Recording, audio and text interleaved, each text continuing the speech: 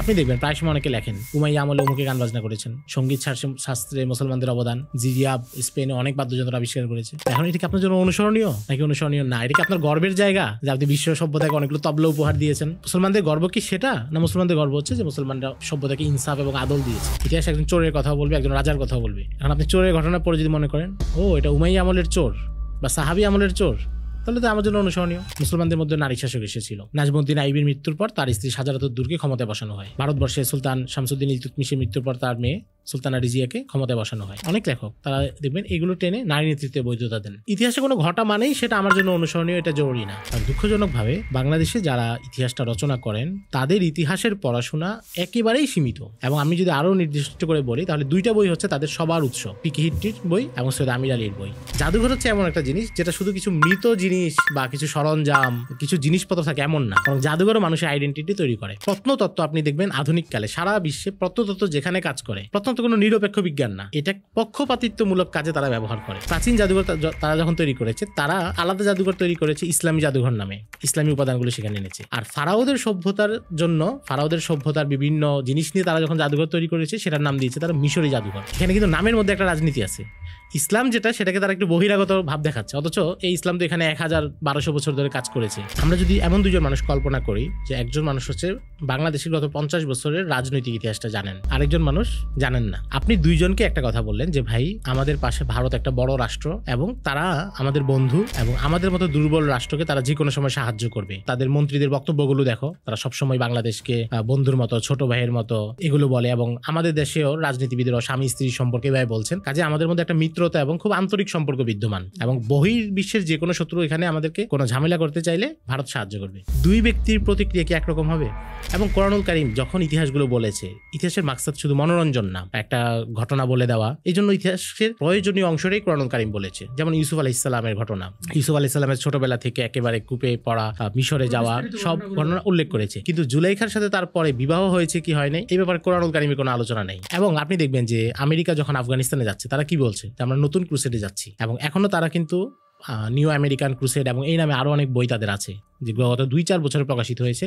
এবং সেখানে তারা বারবার ক্রুসেডের সাথে আধুনিক কালের তুলনা করছে এবং তারা বলছে যে এই লড়াইটা করতে হবে। তার মানে কি, তারা হচ্ছে ইতিহাসকে জীবন্ত আকারে কল্পনা করে। আপনি যদি কাউকে বলেন যে ভাই আমি গ্রামে একটা ইতিমখানা করেছি, 50,000 টাকা দেন, সাথে সাথে পেয়ে যাবেন।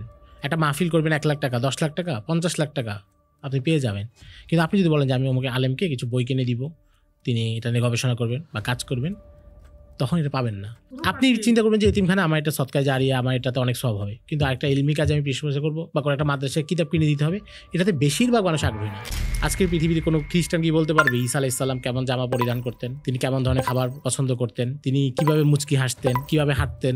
এই তথ্যগুলো নাই, তাদের সোর্সেই নাই। কোনো ইহুদি চাইলে মুসা আলাইহিস সালাম সম্পর্কে এই তথ্যগুলো নিতে পারবে না। কিন্তু নবীজি সাল্লাল্লাহু আলাইহি ওয়াসাল্লাম হচ্ছেন এমন ব্যক্তি যার মধ্যে বহু গুণের সমন্বিত রূপ ছিল। তিনি যখন পারিবারিক জীবন কাটিয়েছেন তখন তিনি আদর্শ স্বামী, যখন তিনি সন্তানদের সাথে ছিলেন আদর্শ পিতা, যখন তিনি সাহাবায়ে কেরামের মাঝে ছিলেন আদর্শ শিক্ষক, যখন তিনি মদিনার সমাজ শাসন করেছেন আদর্শ শাসক, যখন তিনি সেনাবাহিনীকে নেতৃত্ব দিয়েছেন তখন তিনি আদর্শ সেনাপতি। ফলে প্রত্যেক মানুষ তার জায়গা থেকে নবীজিকে অনুসরণ করতে পারে। পাশাপাশি হচ্ছে আমাদের দ্বীনের ক্ষেত্রে আমরা যখন ইতিহাসটা পড়বো, ইতিহাসটা জানবো, তাহলে হচ্ছে আমরা দ্বীনের জন্য কাজ করার একটা গুরুত্ব বুঝবো। কেউ যদি মুসলিম দায়ীদের জীবনী পড়ে, মুসলিম খলিফাদের জীবনী পড়ে, সেনাপতিদের জীবনী পড়ে, সাহাবীদের জীবনী পড়ে, তাহলে সে নিজের মধ্যে একটা অনুপ্রেরণা লাভ করবে যে দ্বীনের দাওয়াতের জন্য আমার কি কি করা উচিত এবং এই সমাজকে পরিবর্তনের জন্য আমাদের কি কি করা উচিত।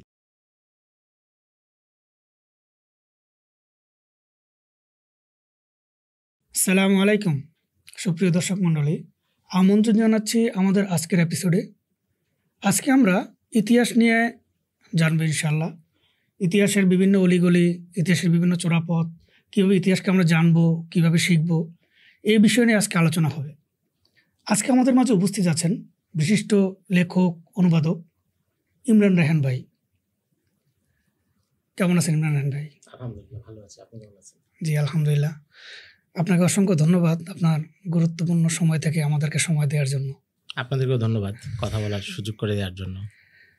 জি, আজকে আমরা ইতিহাস থেকে বিভিন্ন বিষয় জানবো আপনার কাছে। তো শুরুতে আমরা যেটা জানতে চাবো সেটা হচ্ছে আসলে ইতিহাস বলতে আমরা কি বুঝি?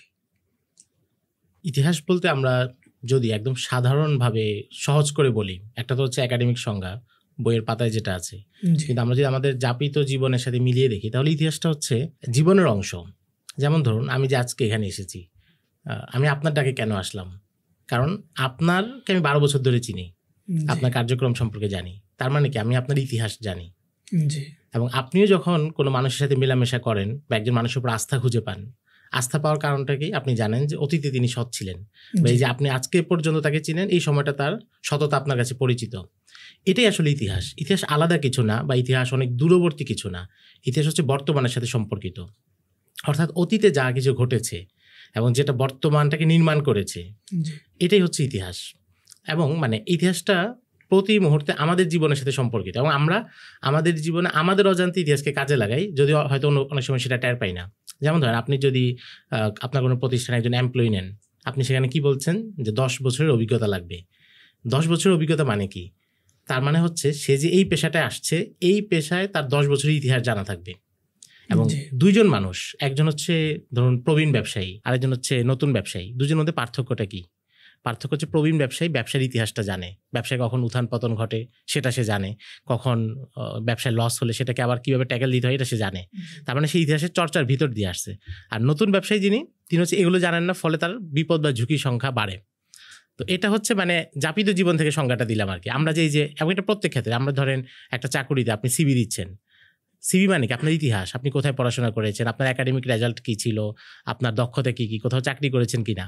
তার মানে হচ্ছে মানুষ কিন্তু প্রতি মুহূর্তে ইতিহাসটাকে কাজে লাগাচ্ছে। সেটা আমাদের সম্পর্কের ক্ষেত্রে, আমি একটা কোম্পানিতে যাব, আমি সেই কোম্পানিতে চাকরি করতে যাবো কি যাবো না, এটা আমি কি দেখে নির্ধারণ করি? তার পেছনের বছরগুলোর ইতিহাস, যে এখানে আগে যারা চাকরি করেছে তারা কি সন্তুষ্ট কিনা, তারা তাদের এমপ্লয়ীদের সাথে কেমন আচরণ করছে। আপনি একজন মানুষকে যখন আপনার কাছে নিবেন চাকরিতে বা অন্য সব কিছুতে, আপনি তাকে কি যাচাই করেন?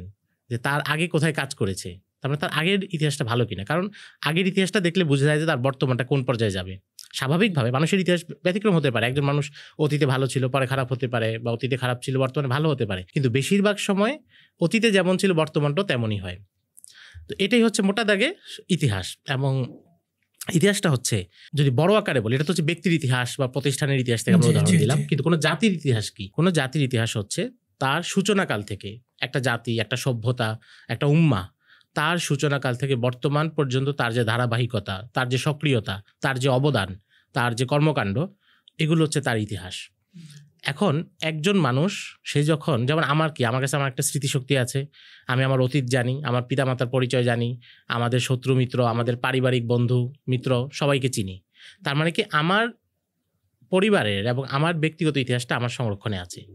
কিন্তু আমি যখন মুসলিম উম্মার ইতিহাস বলবো, তখন তার মানে হচ্ছে আমি মুসলিম উম্মার ইতিহাস জানবো, এই উম্মার কারা শত্রু এবং এই উম্মার কারা মিত্র, এবং এই উম্মার অবদান কি, এই উম্মা কোথায় কোথায় কাজ করেছে, এই উম্মার পরিচয় কি, এটা জানা হচ্ছে মুসলিম উম্মার ইতিহাস।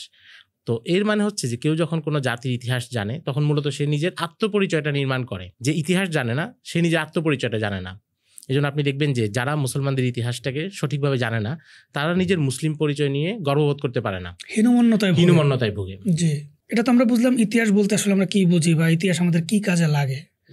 তো এখন আমার জানার বিষয় হচ্ছে কোরআন ও হাদিসে ইতিহাসের গুরুত্ব কিভাবে এসেছে, বা বিষয়টা আসলে কিভাবে ব্যাখ্যা হয়েছে। কোরআনুল কারিমে আমরা যেটা দেখি, যে আমরা যদি কোরআনুল কারিমের আয়াতগুলো দেখি, তাহলে বিধিবিধানের আয়াত কিংবা আকীদা সংক্রান্ত আয়াত বাদ দিলে বাকি পুরো অংশই তো ইতিহাস। বনি ইসরাইলের ঘটনা, পূর্ববর্তী নবীদের ঘটনা, এবং একটু পরপরই আসছে, বারবার আসছে বিভিন্ন কওমের ঘটনা। এখন বাহ্যিকভাবে তো এটার সাথে মুসলমানদের কোনো সম্পর্ক নেই।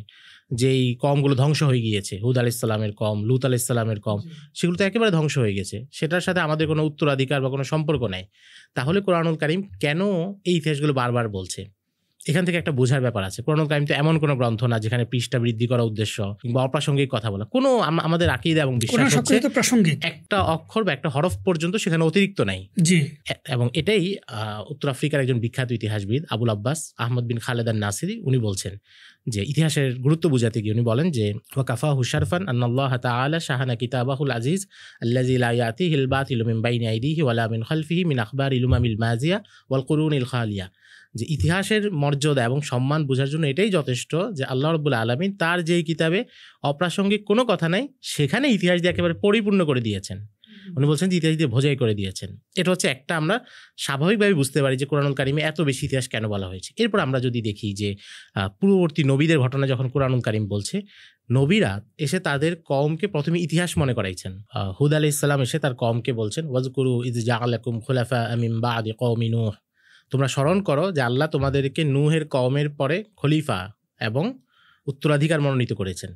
তার মানে তিনি কি স্মরণ করাচ্ছেন এখানে? তিনি কিন্তু এখানে আকীদার কথা বলছেন না, ইতিহাস, তোমাদের অতীতটা কি ছিল, নূহ আলাইহিস সালামের কওমের পরে তোমাদের সামনে কি সুযোগ এসেছিল। শুআয়ব আলাইহিস সালাম এসে, সালেহ আলাইহিস সালাম এসে আবার স্মরণ করাচ্ছেন তার কওমকে, একই ধরনের কথা বলছেন। ওয়াযকুরু ইয জাআলাকুম খুলাফা মিন বাদি আদ, আদ জাতির পরে তোমাদের সামনে কি সুযোগ এসেছিল সেটা স্মরণ করিয়েছেন। এবং এভাবে প্রত্যেক নবীদের দাওয়াতের যে আয়াতগুলো, তাদের কওমকে তারা যেই ভাষায় সম্বোধন করেছেন, সেগুলো যদি আমরা দেখব প্রত্যেকটার সাথে ইতিহাস জড়িত। তারা বলছেন যে আল্লাহ তোমাদের উপর কি অনুগ্রহ করেছেন, এর আগে তোমরা কেমন অবস্থায় ছিলে, সেখান থেকে তোমরা কোন পরিস্থিতিতে এসেছো। এবং নবীজি সাল্লাল্লাহু আলাইহি ওয়াসাল্লামকে আল্লাহ রাব্বুল আলামিন যখন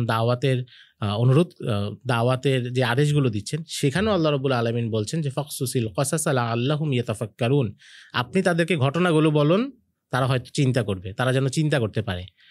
ঘটনা মানে কি? নবীজি তো বানোয়াট গল্প বলতে আসেন নাই, ঘটনা মানে পূর্ববর্তী কওমের ইতিহাসগুলো। তো এটা তো কোরআনুল কারীমের একদম স্পষ্ট, কোরআনুল কারীম পরিপূর্ণ ইতিহাস দিয়ে এবং নবীদের দাওয়াতের ক্ষেত্রে এই জন্যই বলা হয় যে ইতিহাস হচ্ছে নবীদের দাওয়াতের একটা হাতিয়ার। এবং এটা প্রত্যেক দায়ীর জন্য, তিনি যদি সচেতনভাবে ইতিহাসকে কাজে লাগাতে পারেন, এটা তার দাওয়াতের একটা হাতিয়ার, সচেতনভাবে কাজে লাগালে। এবং নবীজি সাল্লাল্লাহু আলাইহি ওয়াসাল্লামও তার কওমকে যখন দাওয়াত দিয়েছেন, ইতিহাসকে নানাভাবে কাজে লাগিয়েছেন। এবং এটা আমাদের পুরো সালাফে সালেহিনরা সবাই এই কাজটা করেছেন। এবং কোরআনুল কারীম যখন ইতিহাসগুলো বলেছে, ইতিহাসের মাকসাদ শুধু মনোরঞ্জন না, একটা ঘটনা বলে দেওয়া। এই জন্য ইতিহাসের প্রয়োজনীয় অংশটাই কোরআনুল কারীম বলেছে। যেমন ইউসুফ আলাইহিস সালামের ঘটনা, ইউসুফ আলাইহিস সালামের ছোটবেলা থেকে একেবারে কূপে পড়া, মিশরে যাওয়া, ঘটনাগুলো উল্লেখ করেছে। কিন্তু জুলাইখার সাথে তারপরে বিবাহ হয়েছে কি হয় নাই, এই ব্যাপারে কোরআনুল কারীমে কোনো আলোচনা নেই। এগুলো ইসরায়েলি রাওয়ায়াতের মাধ্যমে মুফাসসিররা কেউ কেউ উল্লেখ করেছেন। কারণ কি? কারণ ওই অংশটা অপ্রাসঙ্গিক, ওই অংশের সাথে আমাদের শিক্ষা নেওয়ার কোনো অংশ নেই। আমাদের শিক্ষার অংশগুলো হচ্ছে যে ইউসুফ আলাইহিস সালাম যে সবর করেছেন, গুনাহের মুখে তিনি যে প্রতিরোধ করেছেন এবং গুনাহের পরিবর্তে নির্যাতনকে বেছে নিয়েছেন, সেগুলো হচ্ছে শিক্ষার সাথে সম্পর্কিত। তো এখান থেকে আমরা এটাও বুঝতে পারি যে ইতিহাস তো পুরোটাই ইতিহাস, সব ঘটনা সত্য, কিন্তু সবগুলি কি আমাদের জন্য গুরুত্বপূর্ণ কিনা? সবগুলো গুরুত্বপূর্ণ না, বরং যেটার সাথে শিক্ষা সম্পর্কিত সেটা জরুরি, যেটার সাথে আমার ঈমান, আমল, আকীদা বা আমাকে দ্বীনের ক্ষেত্রে এগিয়ে নিয়ে যাবে, এই ধরনের ইতিহাসগুলো আমার জন্য কার্যকরী, এটা আমরা বুঝতে পারি। এবং এটা হচ্ছে কোরআনুল কারীমে যেটা বলেছে যে লাকাদ কানা ফি কাসাসিহিম ইবরাতুল লিউলিল আলবাব, পূর্ববর্তীদের ঘটনাগুলোতে তাদের জন্য শিক্ষা আছে। তো শিক্ষা তো আর সব ঘটনায় নাই, কারণ ইতিহাস মানে সেখানে খারাপ লোকদের যে কার্যক্রম সেটাও আছে, ভালো লোকদেরও আছে, সবকিছু তো আর অনুসরণীয় না। তো এই জন্য ইতিহাসটা হচ্ছে যেটা আমাদের শিক্ষা, আমাদের দাওয়াত, আমাদের দিনে চলার সাথে প্রাসঙ্গিক, সেটা জরুরি। আচ্ছা, এখন মানে একজন মানুষ বা একটি জাতির জন্য ইতিহাস জানাটা কতটুকু গুরুত্বপূর্ণ? একজন ব্যক্তি এবং মানুষের জন্য ইতিহাস জানা অনেক বেশি গুরুত্বপূর্ণ। এবং এটাকে আপনি বলতে পারেন যে তার আকীদাকে রক্ষা করার একটা হাতিয়ার, এবং তার ইসলামী পরিচয়, তার আত্মপরিচয়, সেটা রক্ষা করার হাতিয়ার। এবং ইতিহাস জানা ছাড়া সে হচ্ছে মানব সমাজে চলতে পারবে না। দুই দৃষ্টিকোণ থেকে, একটা হচ্ছে দ্বীনি দৃষ্টিকোণ থেকে, আর একটা হচ্ছে পার্থিব দৃষ্টিকোণ থেকে। এটা ব্যাপারটা হচ্ছে কি যে মানুষের যে প্রকৃতি, মানুষের যে স্বভাব, মনস্তত্ত্ব, এটা সব জায়গায় একই রকম থাকে। এবং হাজার বছর ধরে যে মানুষের যে সভ্যতা, সেগুলো নির্দিষ্ট বিষয় কেন্দ্র করেই আবর্তিত হয়েছে। যেমন মানুষের একটা অভ্যাস হচ্ছে যারা জালেমকে অপছন্দ করে। মানুষের একটা অভ্যাস হচ্ছে তারা নেতা এবং শক্তিশালীদের অনুসরণ করে। এগুলো কিন্তু এই স্বভাবটা 2000 বছর আগে রোমান সভ্যতায় যেমন ছিল, আজকের পৃথিবীতেও একই রকম। এই মৌলিক বিষয়গুলো পরিবর্তন ঘটে না। এবং যেহেতু মানুষ, তার চাহিদা, তার স্বভাব, চরিত্র, এগুলো কমন কিছু বিষয়ে কেন্দ্র করেই থাকে। ফলে একই ধরনের ঘটনাগুলো কিন্তু বারবার ঘটে। যেহেতু পৃথিবীটা এই মানুষ দ্বারাই পরিচালিত, এই মানুষের মধ্যে কাম আছে, সপ্ত রিপু আছে, এবং তার মধ্যে ভালো গুণ আছে, তো এরাই তো সমাজ পরিচালনা করে। ফলে ভালো ঘটনাগুলোও বারবার ঘটে, খারাপ ঘটনাগুলোও বারবার ঘটে। তো ফলে এখন আপনি যেই সময় বসবাস করছেন, আমি যেই সময় বসবাস করছি, তো আমাদের সামনে যে ঘটনাগুলো ঘটবে, বর্তমানে যা ঘটছে, এর অনুরূপ ঘটনা কিন্তু অতীতকালেও ঘটেছে। মৌলিকভাবে, মানে একেবারে হুবহু মিল থাকা জরুরি না, যেহেতু প্রযুক্তি পরিবর্তন হচ্ছে, সভ্যতার এখন যেই ধরনের আছে, প্রাচীনকালে এই ধরনের ছিল না, কিন্তু মৌলিক যেই জিনিসটা সেটা একই থাকে। এবং ইতিহাসটা হচ্ছে বারবার পুনরাবৃত্ত হয়।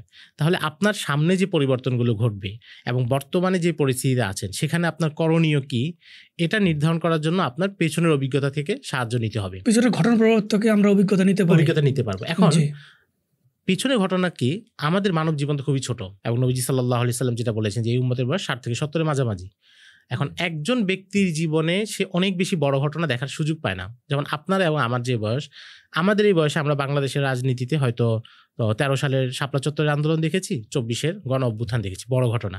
কিন্তু আমরা কিন্তু 69-এর গণ অভ্যুত্থানটা দেখি নাই। এরশাদ পতনের যে আন্দোলন হয়েছে সেটা আপনি হয়তো দেখতে 90 পারেন, দশকে। কিন্তু তাও স্মৃতি মনে হয় বেশি খুব উজ্জ্বল থাকার বেশি কথা না, উজ্জ্বল নেই আসলে। আবছা হয়তো থাকবে। তাহলে আপনি যখন 24-এর আন্দোলনটা যেই মুহূর্তে দেখছেন, তখন আপনি পরিবর্তনটা আসলে কিভাবে বুঝবেন? আপনি তো পিছনে ঘটনা দেখেন নাই। আপনার বোঝার মাধ্যম হচ্ছে পিছনে ঘটনা যদি আপনার পড়া থাকে, এবং আপনি যদি 90 ওই এরশাদের বিরোধী আন্দোলন কিংবা আইয়ুব খান বিরোধী আন্দোলন সেগুলো পড়া থাকে, গণ অভ্যুত্থানের স্বভাব চরিত্র, এটাকে কিভাবে নিয়ন্ত্রণ করা যায়, এটা হওয়ার পরে কারা ফায়দা লুটতে আসে, কিভাবে প্রত্যেকে নিজের অনুকূলে পরিস্থিতি নিয়ে যায়, এটা যদি আপনার পড়া থাকে এবং জানা থাকে, তাহলে এই পরিস্থিতিতে আপনি কি করা দরকার সেটা আপনি বুঝতে পারবেন।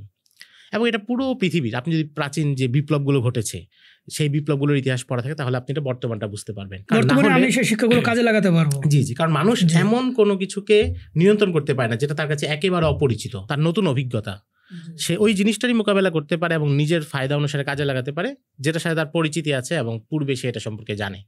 তো এটা হচ্ছে একটা বিষয়। পাশাপাশি হচ্ছে আমাদের দিনের ক্ষেত্রে আমরা যখন ইতিহাসটা পড়বো, ইতিহাসটা জানবো, তাহলে হচ্ছে আমরা দিনের জন্য কাজ করার একটা গুরুত্ব বুঝবো। কেউ যদি মুসলিম দায়ীদের জীবনী পড়ে, মুসলিম খলিফাদের জীবনী পড়ে, সেনাপতিদের জীবনী পড়ে, সাহাবীদের জীবনী পড়ে, তাহলে সে নিজের মধ্যে একটা অনুপ্রেরণা লাভ করবে যে দিনের দাওয়াতের জন্য আমার কি কি করা উচিত এবং এই সমাজকে পরিবর্তনের জন্য আমাদের কি কি করা উচিত। কারণ আমরা এখন যে দুর্বল অবস্থায় আছি, এই দুর্বল অবস্থা তো ইসলামে আগেও গিয়েছে। মক্কার পরিস্থিতি খারাপ ছিল এবং বিভিন্ন জায়গায় মুসলমানরা এই ধরনের নাজুক পরিস্থিতি পড়েছে। আন্দালুস পতনের পরে সেখানকার মুসলমানদেরকে নাজুক পরিস্থিতি পড়তে হয়েছে, তাতারদের সময় হয়েছে। তো তার মানে পিছনের অভিজ্ঞতাগুলো থেকে আমরা যদি পড়ি, আমরা এই দায়িত্বগুলো নিজেদের মধ্যে অর্জন করার একটা চেষ্টা আমরা করতে পারবো এবং আমরা অনুপ্রেরণা পাবো। পাশাপাশি হচ্ছে আমরা যদি তাদের জীবনী পড়ি, আমাদের প্রাচীন পূর্বপুরুষদের, মহান পুরুষদের, তাহলে আমরা নিজেদের আমল, আখলাক, ব্যক্তিগত জীবন পরিশুদ্ধির কাজে এটা কাজে লাগাতে পারবো। এই যে আমরা যখন সাহাবীদের জীবনী পড়ি, এটা তো ইতিহাসের অংশ, যদি আমি মানে ক্যাটাগরি আকারে ভাগ করি, ইতিহাসের অংশ, কিন্তু এটা কিন্তু আমাদেরকে নিজের ব্যক্তিগত আমল, আখলাক এবং জীবনের পরিবর্তনের ক্ষেত্রে অনেক বড় সাহায্য করে। তো এই জায়গাগুলো থেকে দিনী এবং দুনিয়াবি দুই দৃষ্টিকোণ থেকেই ইতিহাসটা জরুরি। আরেকটা বিষয় হচ্ছে যে এখন মুসলিম উম্মাহ পরাজিত অবস্থায় আছে এবং মুসলিম উম্মাহ প্রতিকূল পরিস্থিতিতে আছে। এই প্রতিকূল পরিস্থিতি থেকে তারা যদি উত্তরণ করতে চায়, তাহলে তারা অতীত ইতিহাস থেকে শিক্ষা নিতে হবে। যে অতীতে যখন, যেমন বাইতুল মাকদিস আমাদের এখন হাতছাড়া, অতীতেও হাতছাড়া ছিল, সেখানে সালাহুদ্দিন আইয়ুবী এটাকে আবার পুনরুদ্ধার করেছেন। সেখানে তিনি কোন কৌশলগুলো অবলম্বন করেছেন সেটাকে অনুসরণ করা, এবং এটা কোনো অবাস্তব বা কাল্পনিক ঘটনা না যে আমরা সেখান থেকে শিক্ষা নিব, বরং পশ্চিমা জগৎ এবং পশ্চিমা বিশ্ব তারা এই শিক্ষাগুলো গ্রহণ করে এবং আমাদের চাইতে অনেক বেশি গুরুত্ব দেয়। যেমন আমরা যদি উদাহরণস্বরূপ ইসরায়েলের কথা বলি, ইসরায়েলে তেল আবিব বিশ্ববিদ্যালয়ের অধীনে তাদের একটা স্বতন্ত্র স্কুল আছে, ইতিহাসবিদদের একটা ধারা, যাদের কাজ হচ্ছে শুধু ক্রুসেড যুদ্ধ নিয়ে গবেষণা করা, এবং এটাকে তারা কত জীবন্ত করে, এটা যদি আমরা উদাহরণ দিই তাহলে আমরা বুঝতে পারবো যে আমাদেরও কেন এগুলো জীবন্ত করা প্রয়োজন। তাদের এই স্কুলের প্রধান ছিল যে, তার নাম হচ্ছে ইয়োশুয়া প্রাভের। ইয়োশুয়া প্রাভের ছিল পোল্যান্ডের অধিবাসী এবং সে যখন তাদের এখানে রাষ্ট্র প্রতিষ্ঠা হয়েছে সেখানে চলে এসেছিল। 90 দশকে সে মারা গিয়েছে। এখন এটা পরিচালনা করছে তার ছাত্ররা। ইয়োশুয়া প্রাভের কাজ ছিল যে ক্রুসেডের সময় এই অঞ্চলে তারা যে এই ক্রুসেডাররা যে 4টা রাজ্য প্রতিষ্ঠা করেছিল, সেই 4টা রাজ্য ইতিহাস নিয়ে আলোচনা করেছে এবং এগুলো পতনের কারণ কি সেটা বিশ্লেষণ করেছে, এবং সেই পতনের সাথে আধুনিক ইসরায়েল রাষ্ট্রের তুলনা করেছে যে আজকের ইসরায়েল রাষ্ট্রে সেই কারণগুলো বিদ্যমান আছে কিনা।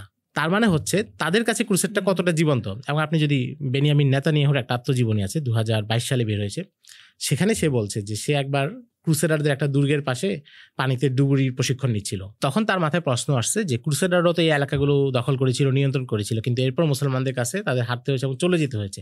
তাহলে আমরা আজকে যে ইসরায়েল রাষ্ট্র প্রতিষ্ঠা করেছি এটা কতক্ষণ নিরাপদ এবং আমরা এখানে টিকে থাকতে পারবো কিনা। তার মানে হচ্ছে তাদের কল্পনায়, তাদের চিন্তায় কিন্তু ইতিহাসটা এখনও উপস্থিত এবং তারা সেভাবে ইতিহাসটাকে চিন্তা করে। এবং আপনি দেখবেন যে আমেরিকা যখন আফগানিস্তানে যাচ্ছে, তারা কি বলছে যে আমরা নতুন ক্রুসেডে যাচ্ছি, এবং এখনও তারা কিন্তু নিউ আমেরিকান ক্রুসেড এবং এই নামে আরও অনেক বই তাদের আছে যেগুলো গত 2-4 বছরে প্রকাশিত হয়েছে, এবং সেখানে তারা বারবার ক্রুসেডের সাথে আধুনিক কালের তুলনা করছে এবং তারা বলছে যে এই লড়াইটা করতে হবে। তার মানে কি, তারা হচ্ছে ইতিহাসকে জীবন্ত আকারে কল্পনা করে। ইসরায়েলে প্রায় 200-র বেশি গবেষণা হয়েছে তাদের যে ঝর্ণাগুলো আছে এবং পানির উৎসগুলো আছে এগুলোকে বিশ্লেষণ করা এবং আধুনিক যুদ্ধে এগুলোর ভূমিকা কী হবে সেটা নির্ণয় করা। কারণ কি, কারণ হচ্ছে সালাহুদ্দিন আইয়ুবী যখন হিত্তিনের যুদ্ধে জয়লাভ করে বাইতুল মাকদিস উদ্ধার করেন, সেই যুদ্ধে তার সাফল্যের বড় কারণ ছিল যে তিনি পানির দখলটা আগে নিয়েছিলেন। সি অফ গ্যালিলি, যেটা তিনি আগেই টাইবেরিয়াসের হ্রদ, সেটা তিনি আগে দখলে নিয়ে নিয়েছেন, ফলে ক্রুসেডারদের কাছে পানি ছিল না। এবং এই জন্য যুদ্ধটা জুলাই মাসে হয়েছে, গরমকাল, তাদেরকে বিপদে পড়তে হয়েছে। ওই চিন্তা থেকে তারা আধুনিককালে তাদের কাছে যে জলের উৎসগুলো আছে সেগুলোর উপরে পর্যালোচনা করেছে এবং গবেষণা করেছে যে আধুনিক যুদ্ধে এগুলোর ভূমিকা কী হবে এবং এটাকে কিভাবে নিজেদের অনুকূলে কাজে লাগানো যায়।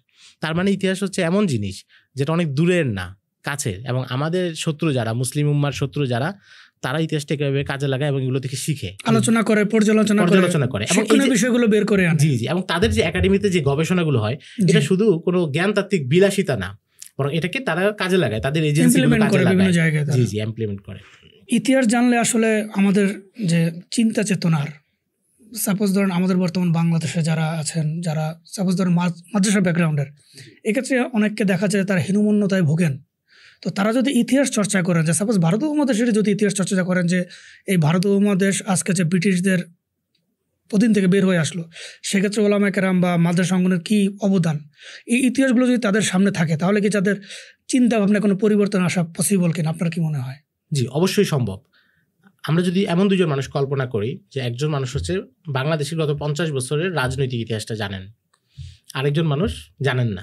জি, আপনি দুইজনকে একটা কথা বললেন যে ভাই আমাদের পাশে ভারত একটা বড় রাষ্ট্র এবং তারা আমাদের বন্ধু, এবং আমাদের মতো দুর্বল রাষ্ট্রকে তারা যে কোনো সময় সাহায্য করবে, আমাদের বিপদে আপদে তারা আমাদের পাশে থাকবে, যেহেতু তারা আমাদের থেকে বড় এবং আমাদেরকে সাহায্য করার শক্তি তাদের আছে। এবং তাদের মন্ত্রীদের বক্তব্যগুলো দেখো, তারা সবসময় বাংলাদেশকে বন্ধুর মতো, ছোট ভাইয়ের মতো এগুলো বলে। এবং আমাদের দেশেও রাজনীতিবিদেরা স্বামী স্ত্রীর সম্পর্কে এভাবে বলছেন, কাজে আমাদের মধ্যে একটা মিত্রতা এবং খুব আন্তরিক সম্পর্ক বিদ্যমান। এবং বহির্বিশ্বের যে কোনো শত্রু এখানে আমাদেরকে কোনো ঝামেলা করতে চাইলে ভারত সাহায্য করবে। দুই ব্যক্তির প্রতিক্রিয়া কি একরকম হবে? পসিবল না। যে ইতিহাস জানে না সে কিন্তু আপনার যুক্তিতে প্রভাবিত হবে যে কথা তো সুন্দর এবং বাস্তবসম্মত, কিন্তু যে ইতিহাস জানে সে কি বলবে? বলবে যেটা অবাস্তব কথা। ইতিহাস তাই বলে। আচ্ছা, ফিলিস্তিনের ইস্যুটা যদি এমন দুইজন ব্যক্তি যে ফিলিস্তিনে গত 100 বছর ইতিহাস জানে আর যে জানে না, আপনি দুইজনকেই বললেন যে ভাই লড়াই করে, যুদ্ধ করে কোনো সমাধান হয় না, এটা আমরা জাতিসংঘের প্রস্তাবনায় নেই, সারা বিশ্বের জনসমর্থন আদায় করি, তাহলে ইসরায়েলের বিরুদ্ধে কোনো একটা বিল পাস হয়ে যাবে, ফিলিস্তিনিরা তাদের ভূখণ্ডের মালিকানা পেয়ে যাবে। সাধারণ যে বিষয়টা আর কি, সাধারণভাবে মনে হয় যেটা, তাহলে এখানে কি দুই ব্যক্তির প্রতিক্রিয়া একরকম হবে? যে ইতিহাস জানে না তার কাছে এটা যৌক্তিক মনে হবে, আর যে ইতিহাস জানে সে বলবে যে না, এটা সম্ভব না, হয় নাই, জাতিসংঘ কোনো ভূমিকা নেয় নাই, কোনো বিল পাস করেনি। তো এই হচ্ছে একটা সাধারণ উদাহরণ। ইতিহাস যে জানে না তার চিন্তায় অনেক পার্থক্য করবে।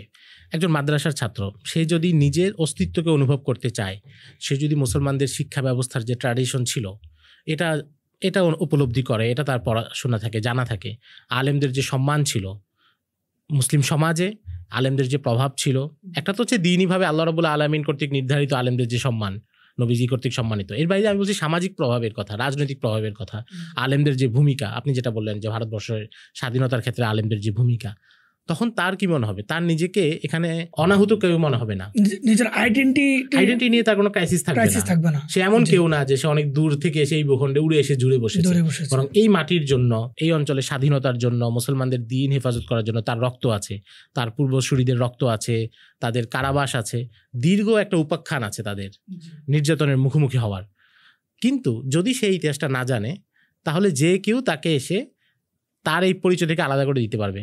যে কেউ এসে তাকে বলবে যে তোমরা তো সমাজের জন্য কোনো কাজ করো না, এবং সমাজের জন্য বোঝা, তোমরা সমাজে কোনো অবদান রাখতেছো না, কিছুই না, কেউ রাখতেছো না। তো এই পরিচয় যখন সে পাবে, তখন সে নিজের এই পরিচয় অটল থাকার জন্য একটা প্রেরণা পাবে। আর যখন তার পরিচয়টা বিচ্ছিন্ন হয়ে যাবে, সে ওই কথাগুলোতে প্রভাবিত হবে, তখন সে কি করবে? সে তার মতো হতে চাবে, আধুনিক হতে চাবে। যে তাকে শিখাচ্ছে যে তুমি যে লাইফ লিড করতেছো এটা আসলে লাইফ না, এটা তুমি সমাজ বিচ্ছিন্ন, সমাজে তোমার কোনো অবদান নাই, কোনো কিছু না, এবং তুমি এই বর্তমান পৃথিবীতে অচল। তখন স্বাভাবিকভাবে সে কি করবে? সে যদি প্রভাবিত হয়, সে তার মতো হতে চাবে। এবং এই জন্য আমরা দেখি যে যারা এই আইডেন্টি ক্রাইসিসগুলোতে পড়ে, তারা কি কোথায় যায়? তারা কলেজে বা বিশ্ববিদ্যালয়ে যাওয়ার পরে পোশাক পরিবর্তন করে, চেহারায় পরিবর্তন করে, দাড়ি থাকলে দাড়ি কেটে ফেলে, বা এই আধুনিক হওয়ার জন্য। মূল জায়গাটা হচ্ছে কোথায়? যে পূর্বসূরীদের সাথে আমার যে সম্পর্ক, আমি যেখানে আছি এই সম্পর্কটা বিচ্ছিন্ন, জমিনের সাথে সম্পর্ক, এটা বিচ্ছিন্ন করে দেয়া গেছে। জি, তাহলে আমরা বুঝলাম যে আসলে যদি আমি আইডেন্টি ক্রাইসিসে ভুগি, তাহলে আসলে মূলত দেখা যাবে আমি মূল থেকে সরে যাব। অবশ্যই। এবং এই জন্য উপনিবেশবাদী শক্তি তারা কোনো অঞ্চল জয় করার পরে প্রথমে তারা করে কি? সেখানকার ইতিহাস বিকৃত করে। মুসলিম বিশ্বের যেখানেই উপনিবেশবাদী শক্তি গিয়েছে, তারা গিয়ে প্রথমে মুসলমানদের তাদের যে পরিচয়, ইসলামী পরিচয়, সেটা থেকে বিচ্ছিন্ন করার জন্য তারা ইতিহাসটাকে নির্মাণ করেন। এটা যদি আমরা একটু উদাহরণ দিই তাহলে দেখবেন যে ভারতবর্ষের মুসলমানরা, এখানে মুসলমানদের যে পরিচয়, মুসলমানদের সাথে তাদের যে সম্পর্ক, ইসলামের সাথে তাদের যে সম্পর্ক, এই পরিচয়গুলো যতটা আঘাতপ্রাপ্ত হয়েছে সেটা হচ্ছে উপনিবেশ আমলে, ব্রিটিশ আমলে। ব্রিটিশ আমলে এখানে ইতিহাসগুলোকে নতুনভাবে নির্মাণ করা হয়েছে। মুসলিম শাসকদের চরিত্রকে অন্যভাবে কলঙ্কিত করা হয়েছে, বিশেষ করে সম্রাট আলমগীর কিংবা যারা যতটা বেশি ভালো মুসলমান ছিলেন তাদের উপর আঘাতটা বেশি করা হয়েছে। আকবরকে মহিমান্বিত করা হয়েছে, যে ছিল মুরতাদ। আর বাদশাহ আলমগীর, যিনি একজন বড় নেককার ছিলেন, আদর্শ শাসক ছিলেন, তার চরিত্রকে কালিমা লেপন করা হয়েছে। যার সময় ভারত উপমহাদেশ অর্থনৈতিকভাবেও বিশাল একটা অবস্থায় চলে গিয়েছিল। জি, এবং বিশাল রাজত্ব যার ছিল, 50 বছরের মতো শাসন করেছেন। তাহলে আপনি যখন এই দুইজন ব্যক্তিকে আপনার সামনে উপস্থাপন করা হচ্ছে, একজন মহান, যাকে দ্য গ্রেট আকবর বলছে তারা, আর আরেকজন আলমগীর, তিনি হচ্ছে ধর্মান্ধ টাইপের মানুষ এবং মানে একজন নিপীড়ন করেছে, ধর্মান্ধ ছিলেন, মন্দির ভাঙেন, জোর করে মুসলমান মানুষদেরকে ধর্মান্তরিত করেন। তাহলে একজন স্বাভাবিক মানুষ যে প্রকৃত ইতিহাস জানে না, সে কার প্রতি নিজে টান অনুভব করবে? স্বাভাবিকভাবে আকবরের প্রতি। আকবরের প্রতি টান অনুভব করা মানে সে কি শিখবে? সে সেকুলারিজম শিখবে, দিন এলাহির ওই কথাগুলো শিখবে এবং দিন থেকে দূরে সরার বিষয়টা শিখবে। মিশরে যখন ফরাসিরা আসছে সম্রাট নেপোলিয়নের নেতৃত্বে, 1799 সালে তারা মিশরে প্রবেশ করে। ফরাসিরা মিশর জয় করার পরে তারা করলো কি, এরপরে ওখানে মিশরে ফরাসিদের প্রভাব ছিল, পরে ব্রিটিশরা দখল করেছে 1880 পরে। এই সময়গুলোতে তারা করলো কি, মিশরের মানুষকে তার ইতিহাসটা থেকে দূরে সরালো। এখন আপনি কাউকে তার প্রকৃত ইতিহাস থেকে যদি দূরে সরান, তাহলে সেখানে আবার একটা নতুন ইতিহাস তো নির্মাণ করতে হবে, কারণ পৃথিবীতে তো কোনো কিছু শূন্য থাকে না। আপনি সেখানে একটা বিকল্প কিছু দিতে হবে। তারা সেখানে বিকল্প ইতিহাস দিল কি, প্রাচীন যে সভ্যতাগুলো ছিল, এটা শুধু মিশরে না, মিশরে ফারাওদের সভ্যতা ছিল, ফেরাউনদের যে সভ্যতা, ফারাও সভ্যতার জিনিসপত্র তারা ব্যাপকভাবে আবিষ্কার করা শুরু করলো। যেমন আপনি দেখবেন যে মিশরে যত মমি আবিষ্কার হয়েছে, পিরামিড আবিষ্কার হয়েছে, যেগুলো মরুভূমিতে বালুঝড়ের নিচে চাপা পড়েছিল, এগুলো সব আবিষ্কার হয়েছে 1800 সালের পরে। মমিগুলো আবিষ্কারের যে তালিকা দেখি 18 সালের পরে। এখন এই যে জিনিসগুলো সামনে নিয়ে আসা হলো এবং এগুলোকে মহান করে উপস্থাপন করা হলো, ফারাওদের সভ্যতা অনেক আধুনিক ছিল, অনেক মহান ছিল, এটা বলে তারা ইতিহাসটা নির্মাণ করলো কি, যে আজকের যে মিশরি, তার সম্পর্কটা মিশর বিজেতা আমর ইবনুল আসের সাথে না, তার সম্পর্কটা হচ্ছে ফারাওদের সাথে। এখন যেই মিশরি মুসলমানরা 800 বছর 1000 বছর ধরে নিজেদেরকে আমর ইবনুল আসের বংশধর মনে করছে, আমর ইবনুল আসের সাথে নিজের রুহানি উত্তরাধিকার মনে করছে, তার কাছে এখন পরিচয়টা কি নির্মাণ হলো, যে সে তো আমর ইবনুল আসের লোক না, সে তো ফারাওদের লোক। আমর ইবনুল আস হচ্ছেন এখানে বহিরাগত এবং আক্রমণকারী। এবং এরপরে মিশরে একটা প্রজন্ম দেখা গেল মুসলিমদের মধ্যে, যারা নিজেদেরকে ফারাও সভ্যতার উত্তরাধিকার পরিচয় দিতে গর্ববোধ করে, এবং এটা এখন পর্যন্ত বিদ্যমান তাদের কবি সাহিত্যিকদের মধ্যে। ইরাকে তারা করলো কি, ব্যাবিলনের যে সভ্যতা, প্রাচীন সভ্যতা, সেটাকে পুনর্জাগরণ ঘটালো। যেই সভ্যতাগুলো মৃত, যেটার কোনো অস্তিত্ব বা কার্যকারিতা এখন নাই, সেটাকে তারা চর্চার মাধ্যমে সামনে আনলো, মহান করে দেখানো শুরু করলো, মহান করে দেখালো। এবং এখানে তাদের অনেকগুলো অস্ত্র আছে, হাতিয়ার আছে। এর মধ্যে একটা বড় হাতিয়ার হচ্ছে প্রত্নতত্ত্ব। প্রত্নতত্ত্ব আপনি দেখবেন আধুনিককালে সারা বিশ্বে প্রত্নতত্ত্ব যেখানে কাজ করে, প্রত্নতত্ত্ব কোনো নিরপেক্ষ বিজ্ঞান না, এটা পক্ষপাতিত্বমূলক কাজে তারা ব্যবহার করে। কারণ আপনি যখন একটা শিলালিপি আবিষ্কার করছেন, একটা ভাঙা কাঠের টুকরা, ভাঙা পাথরের টুকরা আবিষ্কার করছেন, ও তো নিজে কথা বলতে পারে না, আপনি তাকে দিয়ে যেভাবে কথা বলাচ্ছেন এবং আপনি তাকে দিয়ে যা নির্মাণ করতে যাচ্ছেন, সেটা হচ্ছে মূল বিষয়। প্রেজেন্টেশন করা হচ্ছে, প্রেজেন্টেশন হবে। এখন আপনি বাংলাদেশেও দেখেন প্রত্নতাত্ত্বিকদের আগ্রহগুলো কিসে, উয়ারি বটেশ্বর নিয়ে, ময়নামতি নিয়ে, পাহাড়পুর নিয়ে, হিন্দু আমল, মৌর্য আমল, পাল আমল, ওই আমলের স্থাপনা নিয়ে। এই প্রত্নতত্ত্ব সোনারগাঁয়ে হাজী শেখ শরফুদ্দিন আবু তাওয়ামার মাদ্রাসা নিয়ে কাজ করবে না, চাঁপাইনবাবগঞ্জে দরজবাড়ি মাদ্রাসা, কিংবা এই যে নওগাঁতে শাইখ তকিউদ্দিন আরবির মাদ্রাসা, যেগুলো সুলতানি আমলের প্রতিষ্ঠা ছিল, যেখানে বিহার থেকে ছাত্ররা পড়তে আসতো, এগুলোর অবকাঠামো পুনরায় নির্মাণ করা, এখানকার শিলালিপি খুঁজে বের করা, এটা নিয়ে তারা কাজ করবে না। লালমনিরহাটে আছে সাহাবায়ে কেরামদের স্মৃতিবিজড়িত মসজিদ, এগুলো নিয়ে তারা কাজ করবে না, এটা তার আগ্রহের বিষয় না। কারণ এটা যদি করে তাহলে আপনার ইতিহাসটা আরেকভাবে নির্মাণ হবে। সে আপনাকে উয়ারি বটেশ্বর দেখাবে, সে আপনাকে সিন্ধু সভ্যতা দেখাবে, মহেঞ্জোদারো হরপ্পার গল্প শোনাবে। এবং এই জন্য আপনি দেখবেন প্রত্নতত্ত্ব এই কাজগুলো তারা করে কেন, কারণ এটার মাধ্যমে আপনার ইতিহাস বদলানো যায়। মিশরে তারা যেটা করেছে, প্রত্নতত্ত্বের নামে ফারাওদের সভ্যতার উপাদানগুলো তারা সামনে নিয়ে এসেছে। এটার পাশাপাশি সহায়ক শক্তি হচ্ছে জাদুঘর। জাদুঘর হচ্ছে এমন একটা জিনিস যেটা শুধু কিছু মৃত জিনিস বা কিছু সরঞ্জাম, কিছু জিনিসপত্র থাকে এমন না, বরং জাদুঘরও মানুষের আইডেন্টিটি তৈরি করে। একজন মানুষ যখন জাদুঘরে যাচ্ছে, আপনি বাংলাদেশে যে কোনো জাদুঘরে যান, সবচেয়ে বেশি উপাদান কোন সময়কাল সম্পর্কে? প্রাচীনকাল সম্পর্কে। আপনি আমাদের রাজশাহীতে বরেন্দ্র জাদুঘর আছে, আপনি দেখবেন সেখানে 5,000 পুঁথি আছে, 3600 পুঁথি হচ্ছে সংস্কৃত ভাষার। বাংলাদেশের জাদুঘর পুঁথি আছে সংস্কৃত ভাষার 36, সেটা সমস্যা নেই, কিন্তু বাংলা অঞ্চলে তো হাজার হাজার পুঁথি ছিল, সেগুলো কোথায়? বাংলার পুঁথি সেখানে 1000-এর কাছাকাছি। তার মানে পার্সেন্টেজটা দেখতে পাচ্ছেন, যেটা অবাস্তব। এবং আপনি সেই জাদুঘরে যাবেন, সেখানে হিন্দু আমলের বিভিন্ন মূর্তি, দেবদেবীর মূর্তি, এগুলো সব উপাদান আছে, কিন্তু মুসলিম আমলের শিলালিপিগুলো, বাংলাদেশের বহু মসজিদের শিলালিপি ধ্বংস হয়ে গেছে। এমনকি গত 10 বছরে আমার জানা মতো একাধিক মসজিদে আগে শিলালিপি ছিল, নতুন করে মসজিদ কমিটি মসজিদ ভেঙে কাজ শুরু করেছে, শিলালিপি ভেঙে ফেলেছে। কারণ আমাদের দেশের মানুষ ইতিহাস সচেতন না। কিন্তু প্রত্নতত্ত্ব অধিদপ্তর নামে যে অধিদপ্তর আছে, তারা কোথায়? তারা এই মসজিদগুলো সংরক্ষণ করা, মুসলমানদের ইতিহাস ঐতিহ্য যেগুলো আছে সেগুলোর প্রতি তারা আগ্রহী না। তারা আগ্রহী কোথায়? কোনো প্রাচীন হিন্দু মন্দির, হিন্দু জমিদার বাড়ি, যেটা ছিল নিপীড়নের কেন্দ্র। বাংলার জনসাধারণ মুসলিম হিন্দু সবাই যাদের হাতে নিপীড়িত হতো, তাদের ঐতিহ্যকে সংরক্ষণ করা হয় সর্বোচ্চ গুরুত্ব দিয়ে। জমিদার বাড়িকে একটা ট্যুরিস্ট স্পট হিসেবে নিয়ে যাওয়া, এটাকে মিডিয়ায় বারবার আনা, আপনি দেখবেন মহিমান্বিত করা হয়।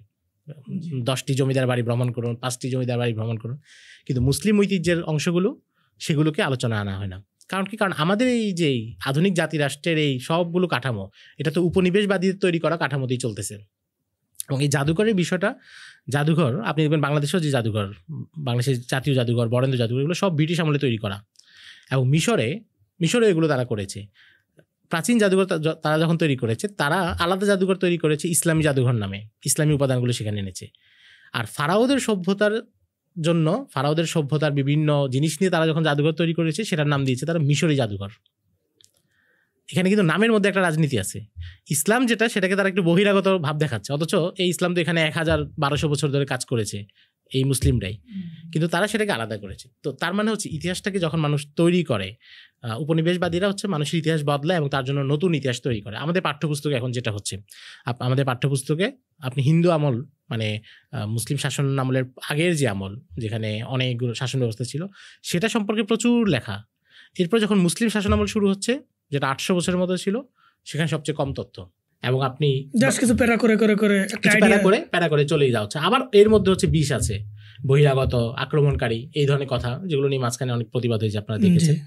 তো তার মানে হচ্ছে এই যে আমাদের সিলেবাস, সেটাও মানুষকে কি করে, ইতিহাস থেকে দূরে সরায় এবং তার জন্য একটা বিকল্প ইতিহাস তৈরি করে দেয়, সে যেন ওই প্রাচীন সভ্যতাগুলো নিয়ে। অর্থাৎ মানে এক হিসাবে আমরা বলতে পারি আসলে ইতিহাসটা মানুষের আইডেন্টিটিটা ক্রিয়েট করে, তার পরিচিতিটা ক্রিয়েট করে, তার পরিচয় খুঁজে পেতে তাকে সাহায্য করে। অবশ্যই, কারণ ওই জায়গাতেই যারা ইসলাম বিদ্বেষী বলি বা ইতিহাস বিকৃতিকারী বলি, তারা কাজ করে থাকে প্রচুর পরিমাণে, যে ব্যাপারে আমাদের আসলে ওইভাবে কোনো অ্যাক্টিভিটি দেখার মতো নাই। এবং তারা কাজ করে অনেক সচেতন ভাবে। যেমন প্যাট্রিক বুকানন এক ভদ্রলোক ছিল, সে হচ্ছে আমেরিকার 3 জন প্রেসিডেন্টের উপদেষ্টা ছিল। তো তার একটা বই আছে, the death of the West, পশ্চিমের মৃত্যু। তো সেখানে সে বলছে যে সে এক শ্রেণীর ইতিহাসবিদদেরকে দোষারোপ করছে এবং তীব্র আক্রমণ করছে। কারা? যারা আমেরিকার ইতিহাস সম্পর্কে সত্য কথা বলে।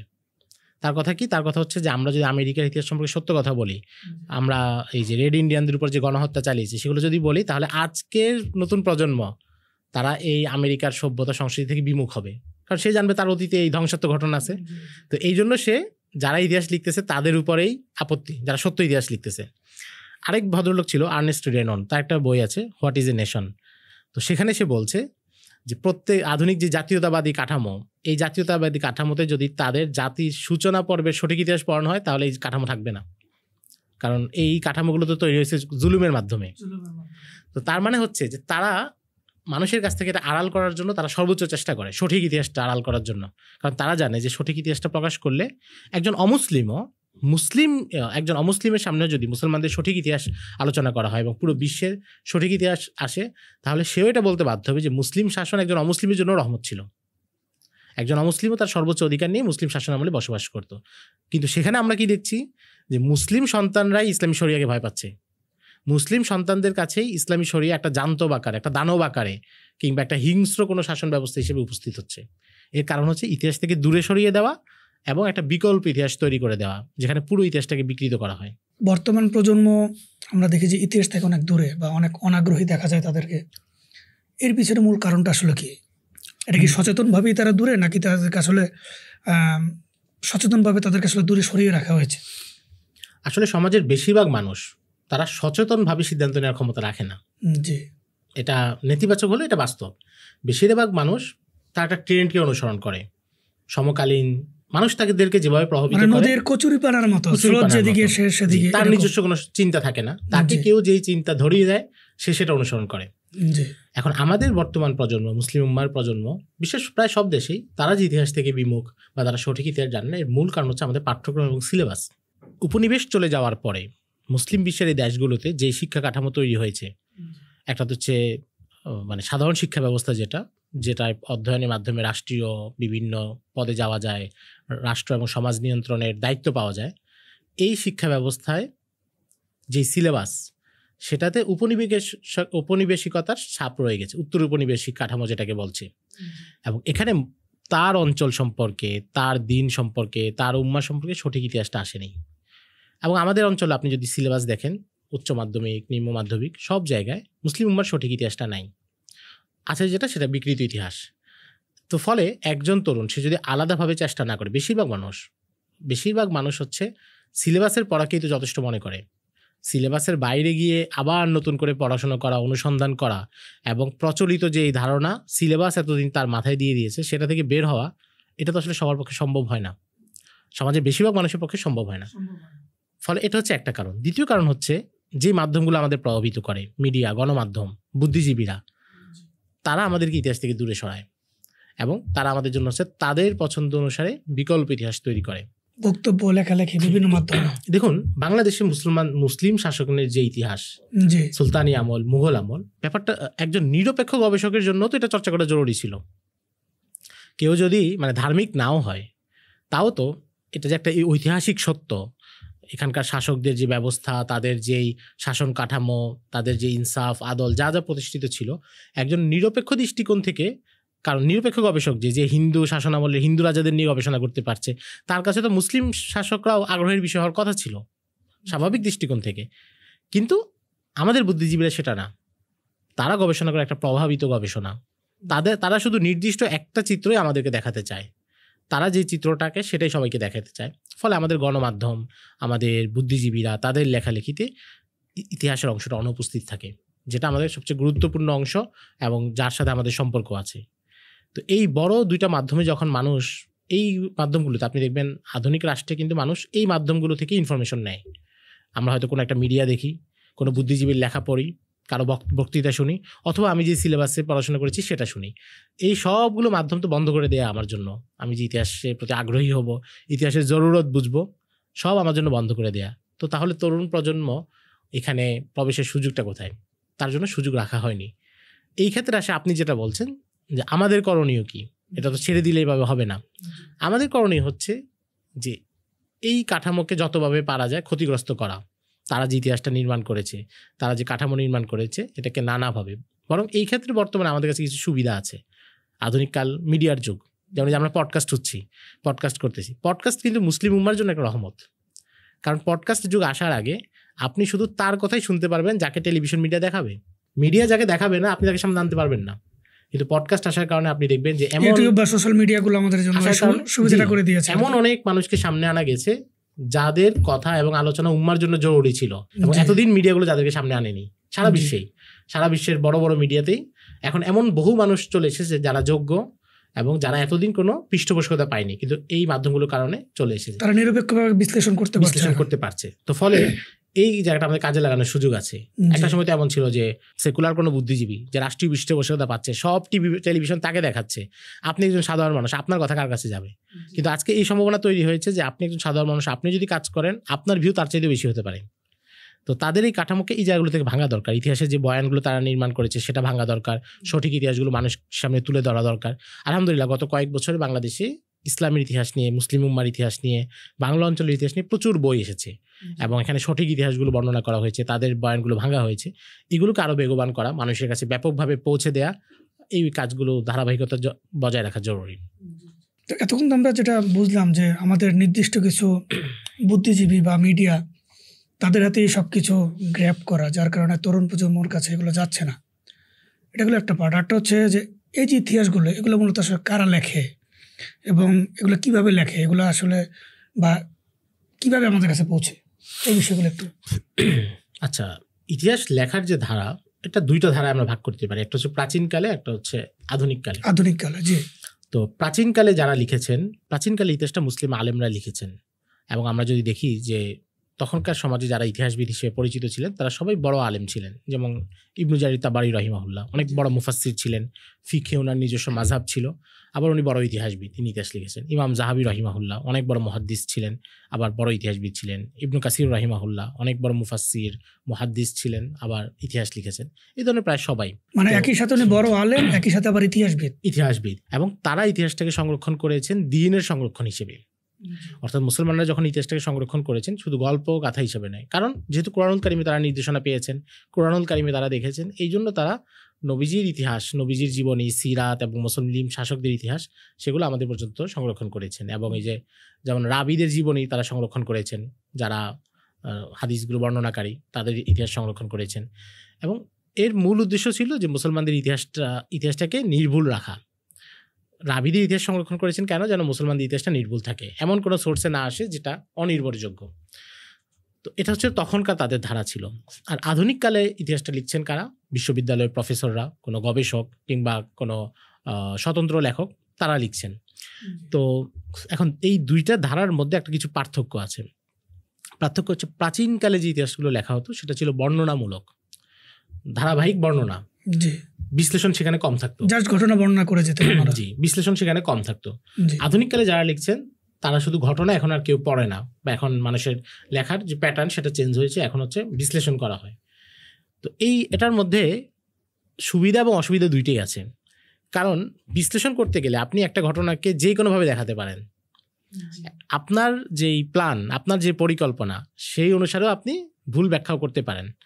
কিন্তু মুসলিম ইতিহাসবিদরা যখন লিখেছেন তারা শুধু মূল ঘটনাগুলো বলেছেন, অতিরিক্ত বিশ্লেষণ করেন নাই। তো মোটা দাগে এই দুইটা ধারাতে ইতিহাসগুলো আমাদের সামনে আসছে। এখন এদের মধ্যে নির্ভরযোগ্য অনির্ভরযোগ্য উভয় গ্রুপই আছে।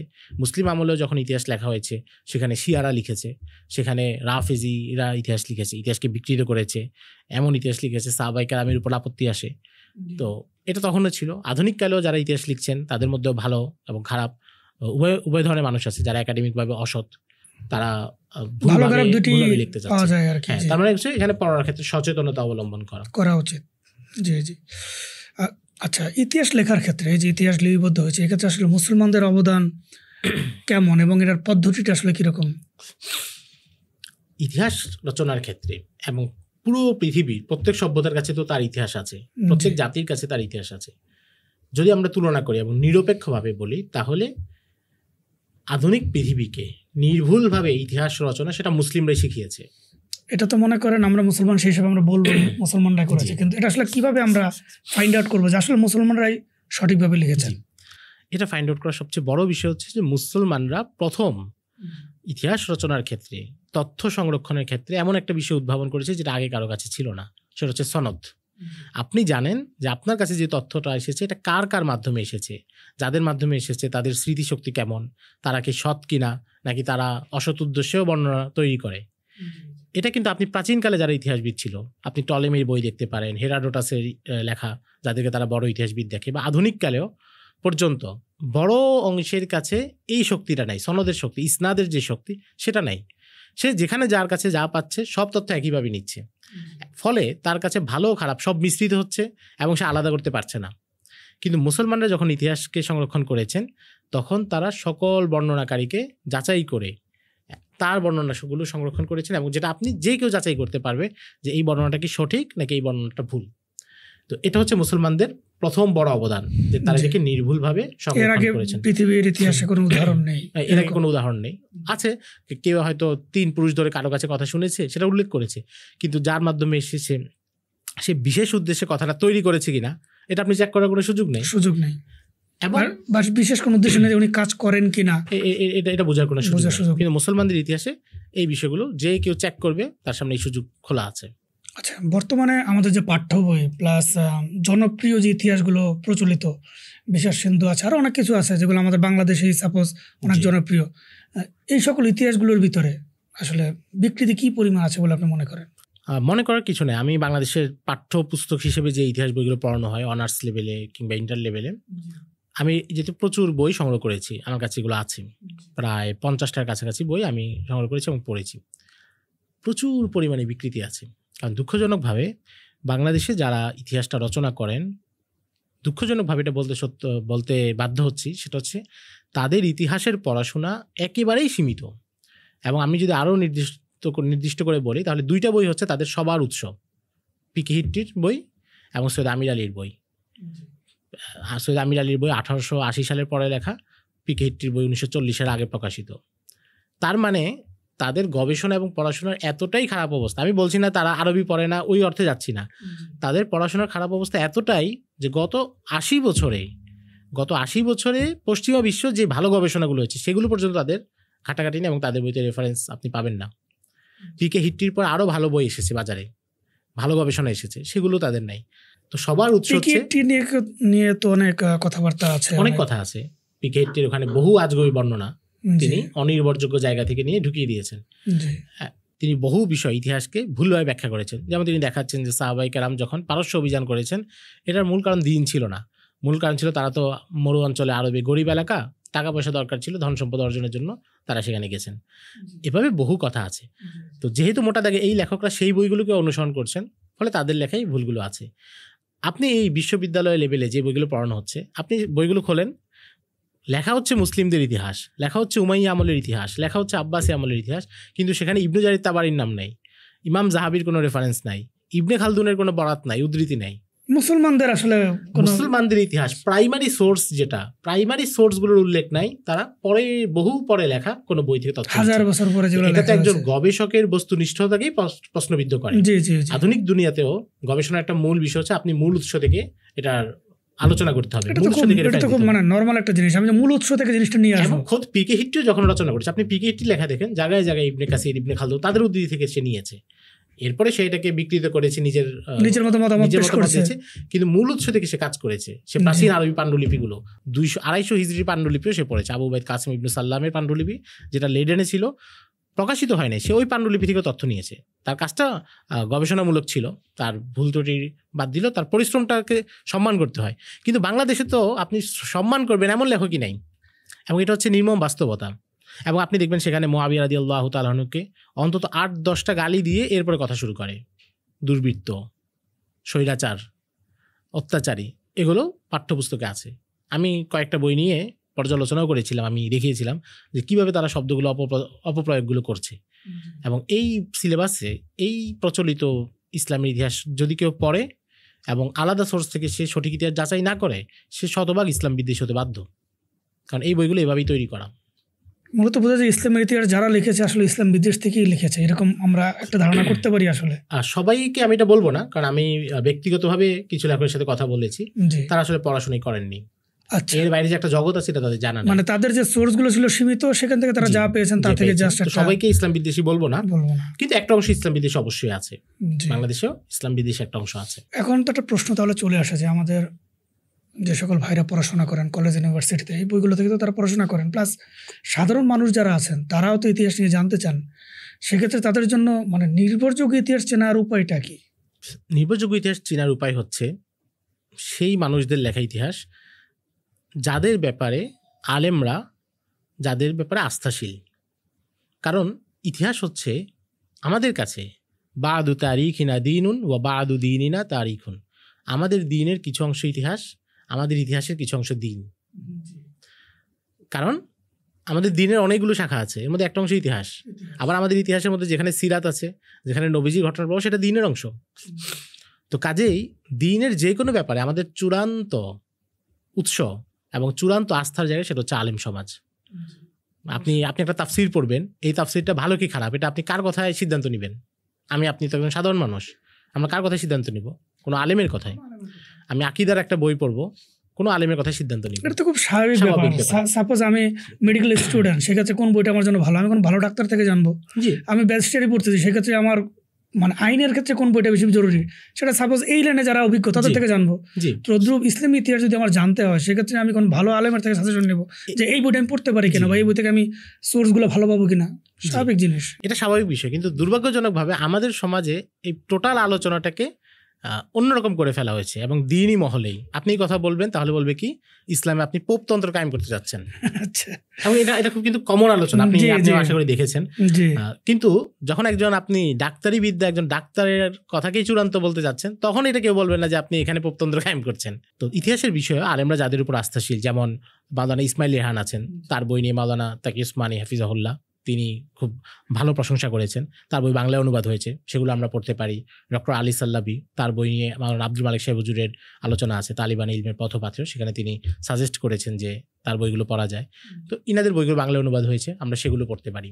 ইসলামের ইতিহাস যদি আমরা পড়তে যাই সেক্ষেত্রে আমরা দেখি যে অনেকে বলে আর কি, যে কথাটা নর্মালি বলে থাকে ইসলামের ইতিহাসের ব্যাপারে, যে অনেক ধরনের খুন খারাপি, বিদ্রোহ, ক্ষমতার লড়াই। সাপোজ দেখা যায় যে আমাদের ইসলামের প্রথম 3 যে খলিফা, ওনাদেরকে শহীদ করে দেওয়া হয়েছে, এই জাতীয় অনেক মর্মান্তিক বিষয় দেখা যায়। তো অনেকে এক্ষেত্রে আপত্তি করতে চান যে ইসলামের ইতিহাস পড়লে তো আমরা শুধু এই জাতীয় যুদ্ধ, খুন খারাপি দেখতে পাই, তো এগুলো পড়ে আমাদের লাভ কি? এগুলো পড়লে তো আমাদের আরও ভিতরে যে হিংসা বা এই জাতীয় বিষয়গুলো পয়দা হতে পারে বা তৈরি হতে পারে। তো এই বিষয়টাকে আপনি কিভাবে দেখবেন? আচ্ছা, এখানে শুধু নির্দিষ্ট করে যে ইসলামের ইতিহাসে খুন খারাপি, বিদ্রোহ ইত্যাদি ঘটে, এটা শুধু ইসলামের ইতিহাসের ক্ষেত্রে প্রযোজ্য না, বরং পুরো মানব জাতির রাজনৈতিক ইতিহাসই খুন খারাপি, ক্ষমতা দখল, প্রাসাদ ষড়যন্ত্র, এগুলো দিয়ে পরিপূর্ণ। এটা মানব জাতির বৈশিষ্ট্য। আপনি যদি বাংলাদেশের ইতিহাস দেখেন, 71 সালে রক্তক্ষয়ী যুদ্ধ, 75 সালে শেখ মুজিবের মৃত্যু বলতে হত্যাকাণ্ড, 81 সালে জিয়াউর রহমানের হত্যাকাণ্ড। তো এবং বাংলাদেশের এরপরে কি একজনের বিরুদ্ধে 90-তে এরশাদকে পতন ঘটানো হলো, 89-90-তে। তো এই যে তার মানে বাংলাদেশের ইতিহাসে কিন্তু এগুলো পরিপূর্ণ। পাকিস্তান পিরিয়ডে আপনি যদি পাকিস্তানের ইতিহাস দেখেন, জুলফিকার আলী ভুট্টোকে ফাঁসি দেওয়া হচ্ছে, জিয়াউল হককে হত্যা করা হচ্ছে, আইয়ুব খানের বিরুদ্ধে গণ অভ্যুত্থান হচ্ছে, লিয়াকত আলী খানকে খুন করা হচ্ছে। এবং এটা সব জায়গায়, আমেরিকার ইতিহাসে যদি দেখেন, যুদ্ধ, লড়াই, জন এফ কেনেডি প্লাস আরো অনেকে আছে যাদেরকে হত্যা করা হয়েছে। জি জি। তো এটা পৃথিবীর ইতিহাসে, পৃথিবীর সব সভ্যতার ইতিহাসই রাজনীতি এবং ক্ষমতা সেটা নিয়ন্ত্রিত হয় এই যুদ্ধ, লড়াই, হত্যাকাণ্ড এগুলোর মাধ্যমেই। তো তার মানে রাজনৈতিক ইতিহাস যেটা পৃথিবীর সব জায়গায় কমন জিনিস। এটা শুধু ইসলামের ইতিহাসেই শুধু লড়াই এমন না। কেউ যদি ফ্রান্সের ইতিহাস পড়ে, কেউ যদি ব্রিটেনের ইতিহাস পড়ে, সেখানেও সে একই জিনিসের মুখোমুখি হবে। কারণ রাজনীতির একটা স্বভাব এবং ধর্ম হচ্ছে এটা। কারণ রাজনীতির সাথে ক্ষমতার প্রশ্ন জড়িত, ক্ষমতা একজনের কাছে, সবকিছুই ক্ষমতা একজনের কাছে থাকলে আরো 10 জন সেটা কেড়ে নিতে চাবে, সেখানে সংঘাত অনিবার্য। তো এটা একটা স্বাভাবিক ব্যাপার। এটাকে অস্বাভাবিক মনে করা কিংবা একটা পবিত্রভাবে কল্পনা করা যে আপনি রাজনীতি করবেন, সেখানে কোনো যুদ্ধ হবে না, আপনার বিরুদ্ধে বিদ্রোহ হবে না, এটা সম্ভব না। এটা মানব সমাজের স্বাভাবিক বৈশিষ্ট্য। যারা বলে বুঝতে হবে যে আসলে ইতিহাস সম্বন্ধে তাদের সচেতনতা কম। জি, সচেতনতা কম, এবং তিনি মানব সমাজের প্রকৃতিটা জানেন না, এটা বলতে হবে। এটা হচ্ছে একটা যে মানে প্রথমে ওই কথাটাকে এইভাবে বলা যে ইসলাম ইতিহাস, বরং এটা সবার ইতিহাস এমন। দ্বিতীয় বিষয় হচ্ছে যে এখান থেকে আমাদের ফায়দা কি বা শিক্ষা কি। তো এখানে আমরা ইতিহাসটাকে 2 ভাগে ভাগ করতে পারি। সেটা হচ্ছে, একটা হচ্ছে রাজনৈতিক ইতিহাস, আর একটা হচ্ছে সভ্যতার ইতিহাস, সভ্যতা এবং সংস্কৃতির ইতিহাস। রাজনৈতিক ইতিহাসটা খুন খারাপিতে পরিপূর্ণ থাকে, লড়াই, যুদ্ধ, সংঘাত, বিদ্রোহ এগুলো থাকে। আর সভ্যতার সংস্কৃতির ইতিহাস হচ্ছে পৃথিবীর প্রতি ওই ক্ষমতা, ওই শাসন ব্যবস্থা বা সভ্যতার অবদানগুলো কি, তাদের শিক্ষা পদ্ধতি কেমন ছিল, বিজ্ঞানে তাদের অবদান কেমন ছিল, তাদের সামরিক কৌশল কেমন ছিল, তাদের জ্ঞান চর্চা কেমন ছিল, এগুলো হচ্ছে সভ্যতা এবং সংস্কৃতির ইতিহাস, সেটা আলোচনা করে। এই যে ইতিহাসের 2টা ধারা, এই 2টা ধারা 2 জন মানুষের জন্য দরকার। এই পার্থক্যটা না ধরলে আমরা আসলে বুঝি না যে আমার কোনটা দরকার।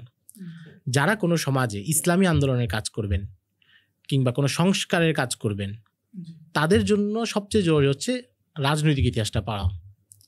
কারণ আপনি কেউ যখন কোনো সমাজে ইসলামী আন্দোলনে কাজ করবে, ইসলামী সংস্কারের মূলক কাজ করবে, সেখানে সংঘাত অনিবার্য, এবং তাকে সংঘাত এবং শক্তির মোকাবেলা করতেই হবে যে কোনোভাবে। এবং শক্তিশালী পক্ষগুলোর মনস্তত্ত্ব, শক্তিশালী পক্ষকে কীভাবে নিজের নিয়ন্ত্রণে নেওয়া যায়, সেটা তিনি ইতিহাস থেকে শিখতে পারবেন। তিনি যখন রাজনৈতিক ইতিহাস পড়বেন, তখন তিনি বুঝতে পারবেন যে রাজনীতি কিভাবে নিয়ন্ত্রিত হয়, উমাইয়া আমলের রাজনীতি কীভাবে নিয়ন্ত্রিত হতো, উমাইয়ারা কীভাবে বিরোধীদেরকে দমন করেছে, আব্বাসীরা কীভাবে করেছে, আব্বাসীরা কীভাবে নিজেদের রাজনৈতিক এজেন্ডা সাজিয়ে উমাইয়াদের পতন ঘটিয়েছে।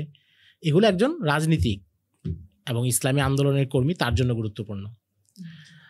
আর সভ্যতা এবং সংস্কৃতির যে ইতিহাস, সেটা হচ্ছে একজন দায়ীর জন্য গুরুত্বপূর্ণ।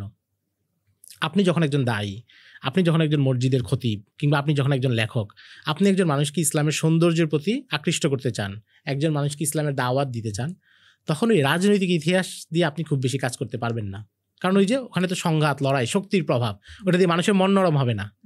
মানুষের মন নরম হবে কি দিয়ে? আপনি যখন সভ্যতার ইতিহাস আলোচনা করবেন, মুসলমানদের জ্ঞান চর্চার ইতিহাস আলোচনা করবেন, মুসলিম দায়ীদের কষ্টের কোনো একটা আলোচনা করবেন, মুসলিম সাহাবিদের ইলম, তাকওয়া, পরহেজগারিতা, জুহুদ, এগুলো আলোচনা করবেন, তখন মানুষের মন নরম হবে। যে দিনের উপর আছে সে আরও বেশি দিনের উপর থাকার আগ্রহ পাবে। তার মানে হচ্ছে সভ্যতা এবং সংস্কৃতির যে ইতিহাস সেটা দায়ীদের জন্য জরুরি, এবং রাজনৈতিক ইতিহাস সেটা সমাজ সংস্কারক এবং ইসলামী আন্দোলনের কর্মীদের জন্য জরুরি।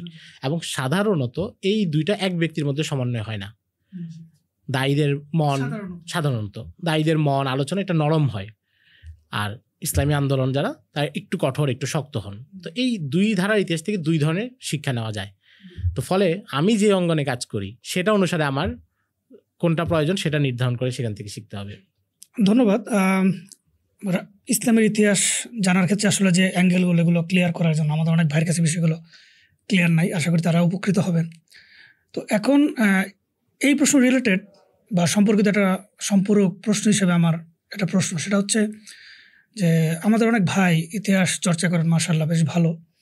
তো ইতিহাস চর্চা করতে যে তারা ওনারা আমাদের সাহাবায়ে কেরামদের বিভিন্ন অন্তর্দ্বন্দ্বমূলক যে ঘটনাগুলো ঘটেছে, বিভিন্ন যুদ্ধ, সাপোজ জঙ্গে জামাল, জঙ্গে সিফিন, এই জাতীয় যে যুদ্ধগুলো, এগুলোর আলোচনা তারা করেন ইতিহাসের আলোচনার অংশ হিসাবে। তো দেখা যায় যে এক্ষেত্রে আলোচনা যখন যুদ্ধের ব্যাপার হয় বা কোনো ঘটনা আলোচনা করা হয়, স্বাভাবিকভাবেই কারো পক্ষে যায়, কারো বিপক্ষে যায়, খুবই স্বাভাবিক।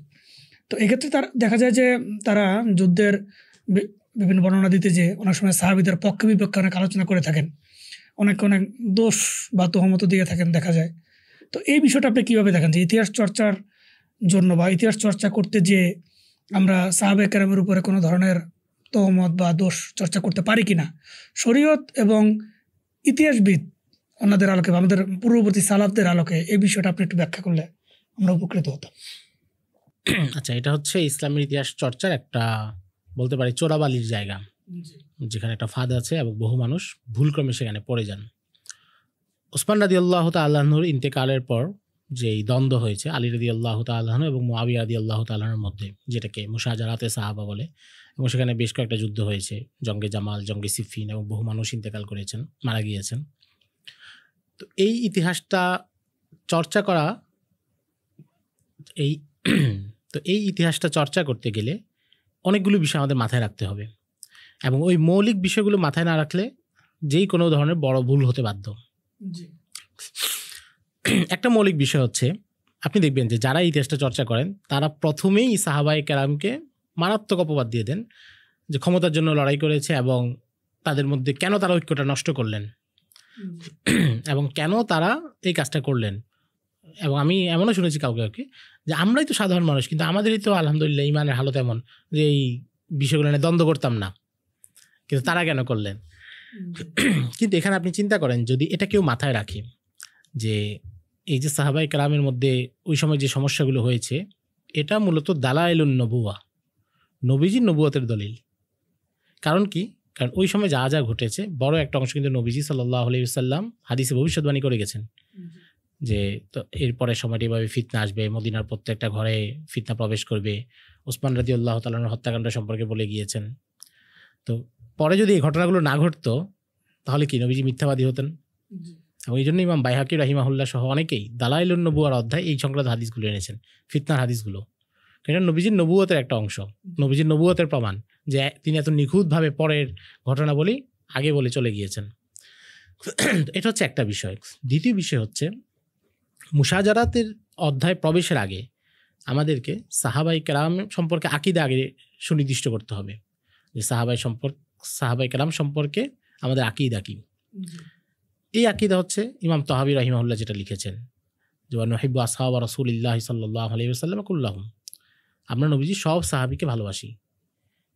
কারো ভালোবাসা অনেক বেশি বাড়াবাড়ি করি না, যেটা শিয়ারা করেছে। করতে করতে তাদের কেউ কোনো গ্রুপ আলী রাদিয়াল্লাহু তাআলা আনহুকে খোদার মর্যাদায় বসিয়ে দিয়েছে। আবার আমরা সাহাবীদের কারো প্রতি এত তীব্র বিদ্বেষ লালন করি না, যেটা নাসিবিরা করে বা অন্য রাফিজিরা করে, মুআবিয়া রাদিয়াল্লাহু তাআলার প্রতি বিদ্বেষ পোষণ করে তাকে গালমন্দ করে। এটা হচ্ছে মৌলিক আকীদা, সব সাহাবীদের ব্যাপারে ঠিক রাখতে হবে। এই আকীদা ঠিক রাখলে আপনি জানবেন যে আপনার কোথায় থামতে হবে। আপনি একটা ঘটনা পড়ছেন, ঘটনা পড়ে আপনি ঘটনার হয়তো একটা বিশ্লেষণ করলেন, যেমন এতটুকু বিশ্লেষণ তো করার কোনো সমস্যা নেই, এবং আলেমরা করেছে যে জঙ্গে সিফিনের যে ঘটনা, সেখানে আলী রাদিয়াল্লাহু তাআলা আনহু হকের উপর ছিলেন এবং মুআবিয়া রাদিয়াল্লাহু তাআলা আনহুর ইজতিহাদ ভুল ছিল। ওই সময়কার পরিস্থিতিতে আলী রাদিয়াল্লাহু তাআলা আনহুর সিদ্ধান্ত সঠিক ছিল, এই এতটুকু বলতে কোনো সমস্যা নেই। কিন্তু আপনি যদি এটার উপর ভিত্তি করে ওনাকে গালমন্দ শুরু করেন, মুআবিয়া রাদিয়াল্লাহু তাআলা আনহুকে ক্ষমতা লোভী এবং বাজেভাবে গালাগালি করেন, যেটা আমাদের অনলাইনে হয়, বিভিন্ন তহমত দেওয়া হয় ওনাকে। আমি এমনও দেখেছি পরিচিত মানুষ অনলাইনে লিখছেন, পশ্চিমবঙ্গের, উনি লিখছেন যে আমি 4 জন ছাড়া নবীজি কোনো সাহাবীকে ভালোবাসি না। এটা গর্বের সাথে বলছে, অথচ এটা কত ভয়ঙ্কর। কারো মাথায় চিন্তা আসলে তার নিজেকে নিয়ে শঙ্কিত হওয়া উচিত ছিল, এবং সেখানে কি বহু মানুষের সমর্থন। এটা আপনি সবচেয়ে বেশি দেখবেন মহরম মাসে। মহরমে কারবালা ঘটনা যখন আলোচনা হয়, কারবালাও তো টেনে নিয়ে মোহসাজারাত পর্যন্ত নিয়ে যাওয়া হয়, এবং সেখানে অনলাইনে দেখবেন মানুষ কিভাবে গালবন্ধ করছে। তো দ্বিতীয় বিষয় হচ্ছে এটা আকীদা সঠিক না থাকা, সে নিজে জানে না যে তার কোথায় থামতে হবে। 3 নম্বর বিষয় হচ্ছে, আমি যে এই অংশের ইতিহাসটা পড়ছি, এই অংশের ইতিহাস তো শিয়ারাও লিখেছে। শিয়ারা তাদের মতো করে ইতিহাসটাকে বর্ণনা করেছে, নাসিবিরা তাদের মতো করে ইতিহাস বর্ণনা করেছে। শিয়ারা মুআবিয়া রাদিয়াল্লাহু তাআলার উপর সব দোষ দিয়েছে, নাসিবিরা আলী রাদিয়াল্লাহু তাআলার উপর সব দোষ দিয়েছে। তো এই গ্রুপগুলো বাদে আহলুস সুন্নাহ ওয়াল জামাত, যারা ভারসাম্যপূর্ণ মধ্যপন্থী সঠিক ইতিহাসটা লিখেছে, সেটাও আছে। এখন আমাদের বাজারে বহু অনির্ভরযোগ্য বই আছে, বহু লেখকের লেখা বই আছে, যার যার মতো করে ইতিহাস রচনা করছে। আমাদের এখানে এমনও বই আছে যে এই যে মুশাজারাতের ফিতনার সূচনা, যেখানে আব্দুল্লাহ ইবনে সাবা, বাংলাদেশে অনুবাদ হয়েছে যে আব্দুল্লাহ ইবনে সাবা কোনো ঐতিহাসিক ব্যক্তিত্বই ছিল না, এটা কাল্পনিক, মুসলমানরা এটা বানিয়ে অপবাদ দেওয়ার জন্য। তো তার মানে হচ্ছে আমি যখন পড়তেছি আমার সেটা যাচাই করা দরকার। এই 3টে বিষয় যদি কারো মাথায় থাকে এবং তিনি আকীদার প্রতি যত্নবান হন, যে আমার সবার আগে আমার আকীদা রক্ষা করতে হবে, এই যুদ্ধ বহু আগে হয়েছে, সেটা নিয়ে আমি বিশ্লেষণ না করলে আমার কোনো ক্ষতি নেই, কিন্তু বিশ্লেষণ করতে গিয়ে আমি যদি এমন কোনো কথা বলি যেটা আমার ইমানের উপর হামলা হয়, তাহলে তো বহু বড় বিপদ। এটা যদি কারো মাথায় থাকে এবং সঠিক বর্ণনার আলোকে তিনি যদি মুশাজারাত পড়েন, তাহলে তিনি নিরাপদে রক্ষা পাবেন। কিন্তু আপনি দেখবেন যে বেশিরভাগ ক্ষেত্রে এগুলো আমাদের মাথায় থাকে না। আকীদার ব্যাপারটা আমরা চিন্তা করি না। সাহাবায়ে কেরামকে আমরা আমাদের মতো মানুষ মনে করি। আমাদের সময় 2 জন শাসকের যে ক্ষমতার লড়াই, আমরা ওই যুদ্ধকে এটা মনে করি, নিজেদের সাথে নিজেদের মতো করে আমরা তুলনা করতে চাই, ফলে আমরা এক্ষেত্রে ভুলের সম্মুখীন হই। তো এখানে আসলে মানে আমাদের পড়াশোনা যদি আমরা করতে চাই, এখানে আসলে কি বিষয়টা আসলে আমাদের ফলো করা উচিত, কিভাবে ফলো করলে আমরা আমাদের ঈমান আমল আকীদা বা সবকিছুতে আমরা বেঁচে থাকতে পারবো? এখানে একটা বিষয়, সেটা হচ্ছে যে প্রত্যেক মানুষের স্বভাব, ফিতরত, তবিয়ত কিন্তু আলাদা। জি। কিছু মানুষ আছে তারা সন্দেহ বা সংশয় খুব দ্রুত প্রভাবিত হয়, জি, ওয়াসওয়াসা যাদের মধ্যে বেশি কথা দ্বারা থাকে খুব দ্রুত প্রভাবিত হয় এবং ওয়াসওয়াসা বেশি থাকে। কিছু মানুষ আছে যে তার হয়তো জীবনটা ভালো চলতেছে, কিন্তু আপনি তাকে একটু বললেন যে ভাই আপনি আসলে খুব কষ্টে আছেন, এরপর তার মনে হবে যে তার এরপর নিজের সব কিছু সে নেগেটিভভাবে ব্যাখ্যা করতে থাকবে, এমন কিন্তু আছে। তো এই ধরনের মানুষ যাদের মধ্যে ওয়াসওয়াসায় দ্রুত প্রভাবিত হওয়ার রোগ থাকে কিংবা সহজেই যে কোনো সংশয় প্রবেশ করে, তাদের উচিত মুশাজারাতে প্রবেশ না করা, কারণ সে নিজের উপর নিয়ন্ত্রণ রাখতে পারবে না। আর যার নিজের ব্যাপারে এতটুকু আস্থা আছে, তার উচিত এই ব্যাপারগুলো পড়া এবং কোনো আলেমের সাথে আলোচনা করা, আলেমদের সাথে আলোচনা করা, তাদের কোনো কিছু তার যদি মনে হয় যে না এই বিষয়টা কেমন যেন লাগতেছে, তখন কোনো আলেমের সাথে পরামর্শ করা, কথা বলা। মুশাজারাত পড়লেও ফায়দা আছে। মুশাজারাত পড়ার দ্বারা কিছু মানুষ কিছু বাস্তব সমস্যার মুখোমুখি হয়। যেমন বাংলাদেশের প্রেক্ষাপটে যদি আমি আপনাকে একটা কথা বলি, মুশাজারাত পড়লে আপনি যে কেউ বুঝতে পারবে যে উত্তম কোনো জামাত শ্রেষ্ঠ জামাতের মধ্যেও ইখতিলাফ হতে পারে, এবং শ্রেষ্ঠ জামাত তো সব বিষয়ে একমত হবে শতভাগ, এটা জরুরি না। মানে দোনো পক্ষই সঠিক, মানে সঠিক চিন্তা, সঠিক এবং ভালো নেককার শতভাগ ইখলাস আছে, এমন জামাতের মধ্যেও ইখতিলাফ হতে পারে। আপনি দেখবেন বাংলাদেশে প্রায় মানুষ এই ইখতিলাফগুলো দেখলে, যেমন ধরুন একটা মাদ্রাসার সাথে একটা মাদ্রাসার কোনো কারণে দ্বন্দ্ব হয়েছে, একটা ইসলামী দলের সাথে একটা ইসলামী দলের দ্বন্দ্ব হয়েছে, এটা ঠিক, দ্বন্দ্বগুলো অনেক সময় অনেক বেশি খারাপ হয়ে যায়, যেটা কাম্য না, কিন্তু মৌলিকভাবে কিছু দ্বন্দ্ব হয়েছে, মানুষের সাথে অস্থির হয়ে যায়, আলেমদের মধ্যে ঐক্য নাই, সমাজে অস্থিরতা। কিন্তু সে যদি মুশাজারাত পড়ে, সে এই বাস্তব সমস্যার মুখোমুখি হইতে বাস্তব সমস্যা বুঝতে পারবে যে মানুষের সমাজে ফিতরত এমন যে মানুষের মধ্যে ইখতিলাফের রায় হবে, একজনের সাথে অপরজনের মতামতে ভিন্নতা হবে, কিছুটা দ্বন্দ্ব হবে, দূরত্ব হবে, এটা হতে পারে, এবং এটা দ্বারা কারো শ্রেষ্ঠত্ব নাকচ হয় না। ধরুন বাংলাদেশের বড় 2টা মাদ্রাসার মধ্যে একটা দ্বন্দ্ব আছে, তাদের মতো করে একটা সমস্যা আছে, কিন্তু বাংলাদেশের ইসলামপন্থীদের জন্য বাংলাদেশ ইসলামের খেদমতে বড় 2 মাদ্রাসায় বড় অবদান আছে। আপনি যদি ওই দ্বন্দ্বটাকেই চূড়ান্ত মনে করেন এবং এই দ্বন্দ্বটাকে এতটাই খারাপ মনে করেন যে যেটার কারণে আপনি কি করবেন, কি তাদের অন্য সকল খেদমত নাকচ করবেন, যে ব্যক্তি বাস্তবসম্মত চিন্তা করে না, যে চিন্তা করে তার একটা কাল্পনিক জগৎ হবে যেখানে সব শুধু সুন্দর আর ভালো ঘটবে, এর বিপরীত কিছু ঘটবে না, সে হচ্ছে তাদের অন্য কাজগুলোকেও নাকচ করবে। আর যে বাস্তব সমস্যার মুখোমুখি সে বলবে যে ঠিক আছে, দ্বন্দ্ব হয়তো কাম্য না, কিন্তু ঘটতে পারে, এটা পেছনেও ঘটেছে, এর দ্বারা তাদের অন্য খ্যাতবোধ নাকচ হয় না। আপনার কথা আমার একটা ঘটনা মনে পড়লো। একবার একজন আল্লামা হযরত একটা খুব সুন্দর ঘটনা বলেছিলেন যে সাপোজ কেউ যদি মনে করে সারা বাংলাদেশের সকল ইখতিলাফ সে দূর করে দেবে, তো সে কী করলো, চিন্তা করলো যে আজকে থেকে আর কোনো মূর্তিতে জুমা পড়া হবে না, শুধু বায়তুল মোকাররমে জুমা পড়ানো হবে, তাহলে সবাই এখানে নামাজ পড়বে, কোনো ধরনের ইখতিলাফ হবে না। উনি বলতেছেন কথাটা শুনতে খুবই সুন্দর মনে হচ্ছে, কিন্তু আসলে এর ভিতরে অনেক বড় শয়তানি লুকায়িত আছে। এটা কখনো পসিবল না। মানে বাস্তবতার বাইরে যে কোনো কিছু চিন্তা করলে অবাস্তব তত্ত্ব দিতে পারবেন, কিন্তু সেটা প্রয়োগ করতে পারবেন না। প্রয়োগ করা তো পসিবল না। আপনি ঐক্যের কথা কেউ যদি কল্পনা করে, এমন একটা ঐক্য হবে যে সব ইসলামী দল, ধরুন রাজনীতির কথা বলি, ইসলামী দল এক ঐক্যবদ্ধ হবে, কিন্তু বাস্তবে এটা সম্ভব না। এটা আসলে কখনো সম্ভব হয় নাই। তো এটা ইসলামী কেন, আমি যদি দুনিয়াবি হিসাব বা যে কোনো হিসাবই আমরা বলি না কেন, কখনো এটা পসিবল না। কিছু কিছু ইখতিলাফ কিন্তু ঠিকই থাকে। ইখতিলাফ না থাকলে তো দলগুলোই হতো না। আবার কিন্তু একটা মজার ব্যাপার হচ্ছে কি, আমরা দেখছি কিন্তু ইখতিলাফ করছে, কিন্তু আবার একটা মজার ব্যাপার হচ্ছে যখন দেখা যায় যে আকীদাগত ব্যাপার বা কোনো বড় কোনো ইস্যু বা হুজুর সাল্লাল্লাহু আলাইহি ওয়াসাল্লামের ইস্যু হয় বা কাদিয়ানি ইস্যু বা যে কোনো একটা ইস্যু হলে, তখন আবার যারা আলাদা আলাদা দল গঠন করছেন, আলাদা আলাদা মত দিচ্ছেন, তারা আবার সব একত্রিত হয়ে যান। তার একটা খুব বড় প্রমাণ আমরা দেখতে পেয়েছি কিন্তু 2013 সালে শাপলা চত্বরে। তখন কিন্তু প্রত্যেকটা দল, প্রত্যেকটা মতের লোক সবাই একত্রিত হয়েছিলেন, কারণ তাদের চিন্তাগত মৌলিক জায়গায় তারা এক। এটা তারা কিন্তু এটা বোঝা যায়। হ্যাঁ, চিন্তাগত কিছু কিছু বিষয় তো ওনার পার্থক্য থাকতে পারেন, সেখানে তারা আলাদা হতে পারেন, কিন্তু যখন বৃহত্তর স্বার্থ আসে, যখন কোনো বৃহত্তর ঐক্যের ব্যাপার আসে, তখন তারা ঠিকই একত্রিত হন। এটা একটা আমাদের সামনে একটু অনেক বড় প্রমাণ। এখানে আমি একটু যদি অ্যাড করি, সেটা হচ্ছে ঐক্য জিনিসটা কি, এটা নিয়ে আমাদের দৃষ্টিভঙ্গি পরিবর্তন হওয়া জরুরি। আমরা যখন ঐক্য কল্পনা করি, আমরা কল্পনা করি কি যে একটা নির্দিষ্ট দিনে প্রেস ক্লাবে একটা সংবাদ সম্মেলন হবে, সবগুলো দল আসবে, তারপর একটা নতুন ব্যানার হবে, আগের সব ব্যানার চলে যাবে, এক দলের অধীনে এক ছাতার নিচে সবাই কাজ করবে। এটা বাস্তবে কখনো সম্ভব না, এবং এটা আসলে ঐক্য না। ঐক্য হচ্ছে সেটা যে ইসলাম বিদ্বেষী শক্তির মোকাবেলায় দিনের কোনো একটা কাজ করার সময় সবাই ঐক্যবদ্ধ থাকা, সেখানেও ব্যানার জরুরি না। ধরুন এখন LGBTQ আসছে, একটা সমস্যা, বাংলাদেশে এটাকে কার্যকর করার সব চেষ্টা করা হচ্ছে, প্রাথমিক গানের শিক্ষক নিয়োগের যে চলছে, এই মুহূর্তে সব ইসলামপন্থীর বক্তব্য এক হওয়া, সেটাই ঐক্য। এবং এটা সবাই এক জায়গায় আসাও জরুরি না। আপনার দরবার কুষ্টিয়ায়, আপনি সেখান থেকে প্রতিবাদ করছেন, আরেকজন ঢাকায়, তিনি সেখান থেকে প্রতিবাদ করছেন, আরেকজন আলিয়া মাদ্রাসার শিক্ষক রংপুরে, তিনি সেখান থেকে প্রতিবাদ করছেন। এই যে সবার কণ্ঠগুলো এক হয়ে গেল, এটাই ঐক্য।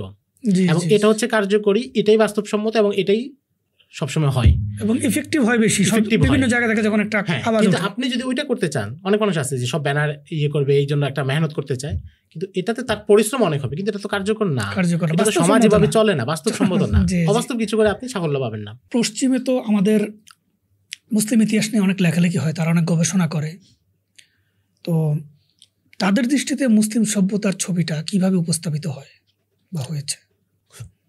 আসলে পশ্চিমাদের সবার অবস্থান একরকম না। আধুনিক কালে তাদের মধ্যে নিরপেক্ষ অনেক গবেষকও এসেছেন যাদের কাজ বেশ ভালো।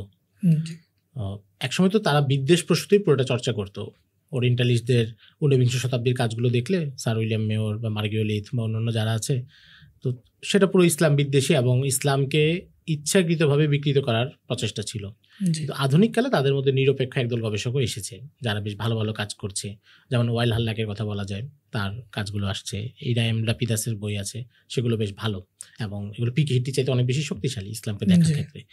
তবে যেহেতু তারা অমুসলিম, যেহেতু তারা ইসলামী শরিয়ায় বিশ্বাস করে না, আমরা আবারও যেটা শুরুতে বলছি যে আমাদের তারিখের ইতিহাসের একটা অংশ হচ্ছে আমাদের দিন, ইতিহাসের আমাদের একটা অংশ হচ্ছে বিশ্বাসের সাথে সংশ্লিষ্ট।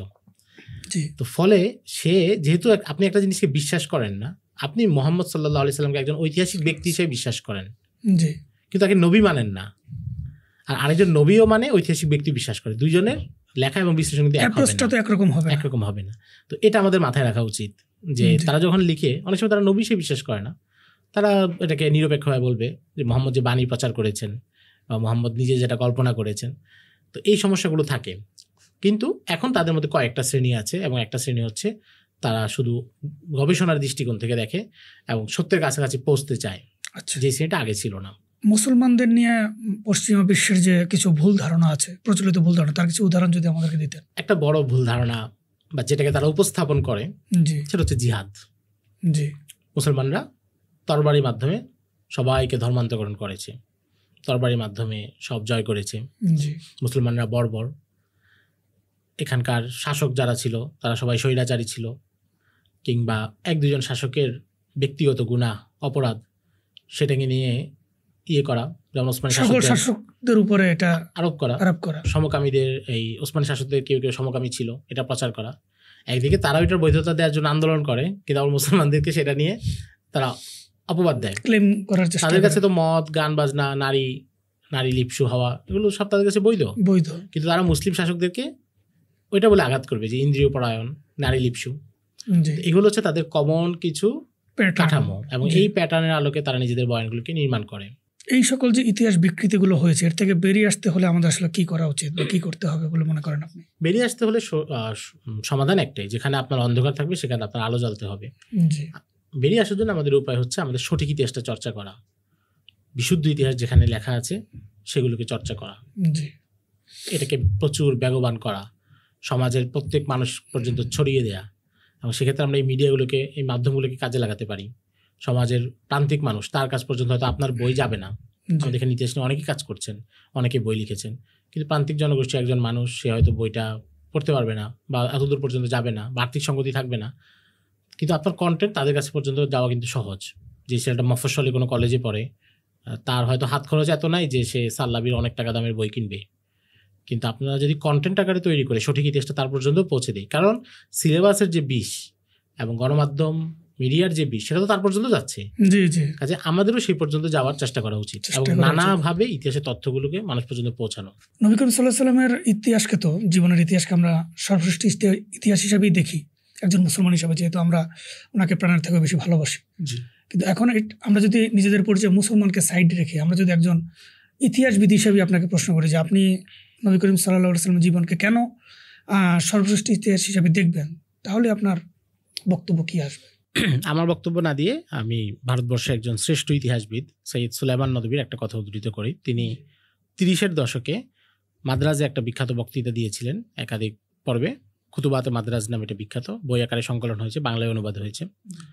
ওখানে তিনি সর্বশেষ খুতবায় তিনি নবীজি সাল্লাল্লাহু আলাইহি ওয়াসাল্লামের সিরাতের এবং নবীজির ব্যক্তিত্বের কিছু বৈশিষ্ট্য বলেছেন, যেটা নবীজিকে অন্য সবার চাইতে সর্বশ্রেষ্ঠ করেছে এবং আলাদা করেছে। এক নম্বর হচ্ছে, নবীজি সাল্লাল্লাহু আলাইহি ওয়াসাল্লাম হচ্ছেন এমন ব্যক্তিত্ব যিনি সবার জন্য সমানভাবে অনুসরণীয়। এটা পৃথিবীর আর কোনো ব্যক্তির মধ্যে পাওয়া যায় না। যেমন ধরুন, পৃথিবীতে অনেক সফল শাসক ছিলেন, আমরা উইনস্টন চার্চিলের কথা বলতে পারি, কিংবা মুঘল সম্রাট আকবরের কথা বলতে পারি, এই ধরনের আরও অনেক শাসক ছিল, সম্রাট অশোক ছিল প্রাচীনকালে। এই একজন শাসক, তার কাছ থেকে আপনি শাসনবিদ্যায় দক্ষতা অর্জন করতে পারবেন, তার শাসন নীতি পড়লে আপনি শাসন ব্যবস্থা অভিজ্ঞ হবেন। কিন্তু ধরুন আমি একজন স্বাভাবিক মানুষ, আমি হচ্ছি বাংলা সাহিত্যের ছাত্র, আমার কাছে কি সম্রাট অশোক গুরুত্বপূর্ণ? আমি তার কাছ থেকে নেওয়ার মতো আমার কোনো উপাদান নাই। আপনি বিজ্ঞানের ছাত্র, আলবার্ট আইনস্টাইন, আইজ্যাক নিউটন, তারা আপনার কাছে গুরুত্বপূর্ণ, তাদের কাছ থেকে আপনি বিজ্ঞানে অনেক কিছু শিখতে পারবেন, অনুপ্রেরণা পাবেন। কিন্তু আমি হচ্ছি বাংলা সাহিত্যের ছাত্র, আমি কবিতা রচনা করি, আমার কাছে কি তারা গুরুত্বপূর্ণ? কিংবা আপনার কাছে কি রবীন্দ্রনাথ গুরুত্বপূর্ণ হবেন? যে বিজ্ঞানের ছাত্র, চর্চা করতে পারে, কিন্তু তার জীবন নিয়ে জানা, তাকে আদর্শ হিসেবে নেওয়া তার কাছে কিন্তু সুযোগ নেই। অর্থাৎ পৃথিবীর যে মানুষ, স্বাভাবিক মানুষ, তাদের দক্ষতা এটা কোনো একটা ফিল্ডে প্রকাশিত হয়। একজন ব্যক্তি হয়তো শুধু বিজ্ঞানী, একজন ব্যক্তি হয়তো শুধু সমাজ বিজ্ঞানী, অথবা শুধু অর্থনীতিবিদ, বা শুধু গণিতবিদ, অথবা শুধু সাহিত্যিক। ফলে তাকে অনুসরণ করা তার জন্য জরুরি যে এই লাইনে আসবে, যে গণিতবিদ হবে সে তাকে অনুসরণ করবে, যে সমাজবিদ হবে, সমাজবিজ্ঞান হবে, সে তাকে অনুসরণ করবে। কিন্তু সব মানুষের জন্য সে জরুরি না। কিন্তু নবীজি সাল্লাল্লাহু আলাইহি ওয়াসাল্লাম হচ্ছেন এমন ব্যক্তি যার মধ্যে বহু গুণের সমন্বিত রূপ ছিল। তিনি যখন পারিবারিক জীবন কাটিয়েছেন তখন তিনি আদর্শ স্বামী, যখন তিনি সন্তানদের সাথে ছিলেন আদর্শ পিতা, যখন তিনি সাহাবায়ে কেরামের মাঝে ছিলেন আদর্শ শিক্ষক, যখন তিনি মদিনার সমাজ শাসন করেছেন আদর্শ শাসক, যখন তিনি সেনাবাহিনীকে নেতৃত্ব দিয়েছেন তখন তিনি আদর্শ সেনাপতি। ফলে প্রত্যেক মানুষ তার জায়গা থেকে নবীজিকে অনুসরণ করতে পারে। আপনি একদম স্বাভাবিক মানুষ, আপনার জীবনে কোনো ধরনের টার্গেটই নেই, কিন্তু আপনি নবীজির কাছ থেকে শিখতে পারবেন কীভাবে দাম্পত্য জীবন সঠিকভাবে পরিচালনা করা যায়, কীভাবে একজন আদর্শ ভালো মানুষ হওয়া যায়। আবার যে শাসক হতে চায় সে নবীজির শাসন ব্যবস্থা থেকে শিখতে পারবে, যে সেনাপতি হতে চায়, যে শিক্ষক হতে চায়, যে ছাত্র হতে চায়, প্রত্যেকটা বিষয় নবীজির সিরাতে সমানভাবে উপস্থিত। ফলে যেই কোনো মানুষ যেই কোনো জায়গায় তার লাইফস্টাইল যাই হোক, তার জাতীয়তা যাই হোক, তার ভাষা যাই হোক, তার ধর্ম যাই হোক, সে যদি চায় নবীজি সাল্লাল্লাহু আলাইহি সাল্লাম থেকে আদর্শ নিবে এবং সেই আদর্শ নিজের জীবনে বাস্তবায়ন করবে, তাহলে সে নবীজির কাছে সেটা গ্রহণ করতে পারে। এটা হচ্ছে নবীজি সিরাতের অন্যতম প্রধান বৈশিষ্ট্য, যেটা পৃথিবীর আর কারো জীবনে পাওয়া যায় না। দ্বিতীয় বৈশিষ্ট্য হচ্ছে নবীজি সাল্লাল্লাহু আলাইহি ওয়াসাল্লামের জীবন হচ্ছে এমন, যেটা আমাদের কাছে সুনিপুণভাবে, পূর্ণাঙ্গভাবে, ক্ষুদ্রাতি ক্ষুদ্র বিষয় সহকারে এসে পৌঁছেছে। পৃথিবীর আরও বহু মানুষ আছে যাদেরকে আপনি যে অনুসরণ করবেন, অনুসরণ করার তথ্যই নেই। আজকের পৃথিবীতে কোনো খ্রিস্টান কি বলতে পারবে ঈসা আলাইহিস সালাম কেমন জামা পরিধান করতেন, তিনি কেমন ধরনের খাবার পছন্দ করতেন, তিনি কিভাবে মুচকি হাসতেন, কিভাবে হাঁটতেন? এই তথ্যগুলো নাই, তাদের সোর্সেই নাই। কোনো ইহুদি চাইলে মুসা আলাইহিস সালাম সম্পর্কে এই তথ্যগুলো নিতে পারবে না। এমনকি জাগতিক পৃথিবীর যারা বড় ব্যক্তি, বাংলাদেশের রাজনীতিতে অনেক বড় ব্যক্তি আছে, কেউ কি বলতে পারবে তাদের চুল কয়টা পেকেছিল, তাদের দাড়ি কয়টা পেকেছিল? এই পরিমাণ তথ্য তো সংরক্ষিত নাই। তো নবীজি সাল্লাল্লাহু আলাইহি ওয়াসাল্লাম, দ্বিতীয় বিষয় হচ্ছে তাকে অনুসরণ করা সহজ কেন? কারণ প্রত্যেকটা ক্ষেত্রে সাহাবায়ে কেরাম নিখুঁতভাবে তথ্য সংগ্রহ করেছেন। এমনকি এমন তথ্য সংরক্ষণ করেছেন যেটা বাহ্যিকভাবে মনে হয়েছিল দরকার নাই বা অন্য মানুষ হলে করতেন না। যেমন আবু যর গিফারি রাদিয়াল্লাহু তাআলা আনহু, তিনি একবার নবীজি সাল্লাল্লাহু আলাইহি সাল্লামের কাছে এসে বললেন যে, ইয়া রাসূলুল্লাহ আলা তাস্তামিলুনি, নবীজি আপনি কি আমাকে কোনো দায়িত্ব দিবেন না, আমাকে কোনো দায়িত্ব দেন। দায়িত্ব চেয়েছেন। নবীজি সাল্লাল্লাহু আলাইহি সাল্লাম তাকে বলছেন, ইয়া আবা যর ইন্নাকা দাঈফ ওয়া ইন্নাহা আমানা ওয়া ইন্নাহা ইয়াউমাল কিয়ামাতি খিজিয়ুন ওয়া নাদামা ইল্লা মান আখাযাহা বিহাক্কিহা। আবু যর, তুমি হচ্ছে দুর্বল, আর দায়িত্ব সেটা হচ্ছে একটা আমানত, যে সঠিকভাবে পালন করতে পারবে না, কিয়ামতের দিন সে লাঞ্ছনার মুখোমুখি হবে। তিনি আবু যর গিফারি রাদিয়াল্লাহু তাআলাকে দায়িত্ব দেন নাই। এই যে বর্ণনা, এটা বর্ণনা করছেন কে? স্বয়ং আবু যর গিফারি। বাহ্যিকভাবে এখানে কি আমাদের জন্য জরুরি কিছু আছে? এবং বাহ্যিকভাবে এখানে আবু যর গিফারি রাদিয়াল্লাহু তাআলার কিছুটা অপমান না? দায়িত্ব চেয়েছেন, তারপরে পান নাই। আমাদের জীবনে যদি এই ঘটনা ঘটতো, আমরা তো এটা সংরক্ষণ করতাম না। একজনের কাছে আমি গিয়ে আশা নিয়ে বললাম যে ভাই আমাকে কাজটা দেন, তিনি আমাকে দিলেন না, বা এবং বলেও দিলেন যে তুমি দুর্বল, তুমি এটা সামলাতে পারবে না। আমরা হলে এটা রক্ষা করতাম, সংরক্ষণ করতাম না। কিন্তু আবু যর গিফারি নিজের দুর্বলতা প্রকাশ পাচ্ছে, কিন্তু এরপরও তারা নবীজির প্রতি এতটা ভালোবাসা এবং নবীজির প্রত্যেকটা কথা তাদের কাছে এই পরিমাণ গুরুত্বপূর্ণ যে সেটাকে তারা সংরক্ষণ করেছেন। তাহলে আমরা এটা থেকে বুঝতে পারি যে কি পরিমাণ তথ্য সংগ্রহ করা হয়েছে এবং কতটা আমানতদারিতার সাথে, যেখানে নিজের ব্যাপারে কিছু নেতিবাচক কথা এসেছে সেটা পর্যন্ত সংরক্ষণ করেছেন তারা। তো এটা হচ্ছে দ্বিতীয় বৈশিষ্ট্য। আপনি বিশ্বের কোনো মহামানবকে চাইলে অনুসরণ করতে পারবেন না, কারণ ওই পরিমাণ ডাটা নেই, ওই পরিমাণ ডাটা নেই নবীজি সাল্লাল্লাহু আলাইহি সাল্লামের ক্ষেত্রে। এবং নবীজির ব্যাপারে ডাটা সংরক্ষণের জন্য এটা মুসলমানরা কতটা গুরুত্ব দিয়েছে যে এক ব্যক্তির কথা, এক ব্যক্তির জীবন সংরক্ষণের জন্য আরো 5 লক্ষ মানুষের জীবন সংরক্ষণ করা হয়েছে। যে রাবিদের জীবনে আমরা পড়ছি, তারা কেন গুরুত্বপূর্ণ, কেন মুহাদ্দিসিনদের জীবনে আমরা পড়ছি? কারণ তাদের মাধ্যমে নবীজির কথাগুলো আমাদের পর্যন্ত এসেছে। সিরাত এবং ইতিহাস, এর ভিতরে পার্থক্যটা কি আসলে? আসলে সিরাতটা হচ্ছে ইতিহাসের অংশ। জি, পুরো সিরাতটা ইতিহাসের মধ্যে ঢুকে যায়, কিন্তু ইতিহাস পুরোটা সিরাত না। জি, কারণ সিরাত মানে হচ্ছে নবীজি সাল্লাল্লাহু আলাইহি সাল্লামের জীবনী, তার আখলাক, তার শামাইল, সবকিছু নবীজি সংক্রান্ত যা কিছু, এটা হচ্ছে সিরাত। আর ইতিহাসটা হচ্ছে নবীজির ওই অংশগুলো এবং এরপরে মুসলমানদের ইতিহাস, অন্যান্য জাতির ইতিহাস, পুরো ঘটনা প্রবাহ। তার মানে হচ্ছে সিরাত ইতিহাসের একটা অংশ, মানে সিরাতটা ইতিহাসের একটি শাখা বা অংশই আমরা ধরতে পারি আর কি। আধুনিক প্রজন্ম যারা আমাদের নতুন প্রজন্ম, তাদের জন্য আসলে সিরাত অধ্যয়ন করা কতটুকু জরুরি? আসলে এই প্রশ্নগুলো হচ্ছে এমন যেটার আসলে প্রশ্ন উপস্থাপনই দরকার নেই। কারণ নবীজি সাল্লাল্লাহু আলাইহি ওয়াসাল্লাম তিনি হচ্ছেন আমাদের শরীয়তের কেন্দ্রে, তার মাধ্যমে আমরা দিন পেয়েছি এবং তাকে অনুসরণ করার দায়িত্ব আমাদেরকে দেওয়া হয়েছে।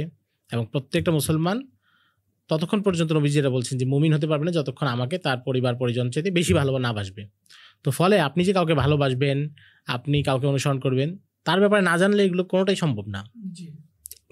তো একটা জায়গা হচ্ছে আমাদের দ্বীনের জায়গা থেকে, এবং যেটা সাদ ইবনে আবি ওয়াক্কাস রাদিয়াল্লাহু তাআলা আনহু ওনার ছেলেকে বলতেন। সাহাবায়ে কেরামের অভ্যাস ছিল তারা পরিবারে সিরাতের আলোচনা করতেন নবীজির ইন্তেকালের পরে। নিয়মিত নবীজি সম্পর্কে তাদের ঘটনাবলী, তাদের যুদ্ধের বিবরণ সব আলোচনা করতেন। সাদ ইবনে আবি ওয়াক্কাসের ছেলে বলছেন যে আমাদের বাবা আমাদেরকে কোরআনুল কারীম যেভাবে শিক্ষা দিয়েছেন সেভাবে নবীজির সিরাতও শিক্ষা দিয়েছেন। এবং এরপরে বলছেন হাজিহি শারাফু আবাইকুম ফালা তুদাইয়ু যিকরাহা, এই যে সিরাত এটা হচ্ছে তোমাদের পূর্বপুরুষ, পিতৃপুরুষের গৌরব, তোমরা এটাকে নষ্ট করো না। এবং হযরত হুসাইন রাদিয়াল্লাহু তাআলা আনহুর ছেলে আলী ইবনুল হুসাইন জাইনুল আবেদিন রাহিমাহুল্লাহ, তার ব্যাপারে ইবনু কাসির রাহিমাহুল্লাহ বলছেন যে কানা ইয়াতলুল মাগাজি কামা কানা ইয়াতলুল কোরআন আল কারীম, তিনি যেভাবে প্রতিদিন কোরআনুল কারীম পড়তেন সেভাবে প্রতিদিন সিরাত পড়তেন। ইমাম আহমদ ইবনে হাম্বল রাহিমাহুল্লাহ সম্পর্কে তারিখে বাগদাদি খতিব বাগদাদি উল্লেখ করেছেন, তিনি প্রতি শুক্রবার ইমাম ওয়াকিদির বাসায় যেতেন, ইমাম ওয়াকিদি, তিনি প্রতি শুক্রবার ইমাম ওয়াকিদির বাসায় যেতেন, তার কাছ থেকে ইবনে ইসহাকের লেখা সিরাতের একটা খণ্ড নিয়ে আসতেন, পুরো সপ্তাহটা পড়তেন, পরের সপ্তাহে আবার সেটা ফিরিয়ে আরেকটা আনতেন। তখন তো প্রেস বা ছাপাখানা ছিল না, বইয়ের কপি অনেক কম ছিল, এই কারণে। তো এটা হচ্ছে অল্প কিছু উদাহরণ, এই উদাহরণ সব জায়গায় বিস্তৃত। এটা হচ্ছে দ্বীনের জায়গা থেকে, আবেগের জায়গা থেকে, ভালোবাসার জায়গা থেকে। আর দ্বিতীয় বিষয় হচ্ছে, আমরা যদি আমাদের কর্মপন্থা বুঝতে চাই, আমরা যদি একটা সমাজে দাওয়াত দিব, কিভাবে দাওয়াত দিব, আমরা একটা সমাজে নেতৃত্ব দিব, কিভাবে নেতৃত্ব দিব, এই সব কিছু সিরাত থেকে আমাদেরকে আহরণ করতে হবে। আমরা আমাদের নিজেদের ব্যক্তিগত জীবন সাজাবো, দাম্পত্য জীবনে সুখী হব, আমি যেই কর্মের ময়দানে আছি সেখানে কর্মদক্ষতা অর্জন করব, সব কিছু সিরাত থেকে অর্জন করার সুযোগ আমাদের সামনে খোলা আছে এবং নির্ভুলভাবে খোলা আছে, যেটা পৃথিবীর অন্য কোনো মানুষ আমাদেরকে বলতে পারবে, কিন্তু সেটা নিশ্চয়তা নেই যে সেটা আসলে ফিল্ডে কাজ করবে কিনা। কিন্তু নবীজি সাল্লাল্লাহু আলাইহি সাল্লাম আমাদেরকে যে আদর্শগুলো শিখাচ্ছেন, যে পরামর্শগুলো দিচ্ছেন, সেটা কাজ করবে শতভাগ নিশ্চয়তা। তো ফলে দুনিয়াবী দৃষ্টিকোণ থেকে, পার্থিব দৃষ্টিকোণ থেকে এবং দ্বীনি দৃষ্টিকোণ থেকে, দুই জায়গা থেকে সিরাত চর্চা করা আমাদের জন্য অত্যন্ত জরুরি। অনেকে এই প্রশ্নটা করে থাকে যে আমরা সিরাত পড়বো, ঠিক আছে, কিন্তু সিরাত থেকে আসলে আমরা কি শিক্ষা নেব, আসলে কিভাবে শিক্ষা নেব? একটা বিষয় হচ্ছে আমরা পড়ে যাচ্ছি ওকে, কিন্তু এখান থেকে আমরা শিক্ষাটা কিভাবে নেব, এই ওয়েট, এই পদ্ধতিটা কি আসলে? আচ্ছা, একটা বিষয় হচ্ছে যে ওই আমরা আবারও আগের কথায় ফিরি, মানে বাস্তবসম্মত কথা, মানে বাস্তব বিষয়গুলো তুলে না ধরলে আমরা সমাধানগুলো পাবো না। সেটা হচ্ছে যে সিরাত যখন আমরা পড়ি, তো সিরাতে তো নবীজি সব ঘটনা আছে। আর যে কোনো বড় সিরাত যদি কেউ পড়ে, আর রাহিকুল মাকতুম কিংবা নবী রহমত কিংবা সিরাতে মোস্তফা, নবীজি জীবনের সবগুলো ঘটনা সেখানে আছে।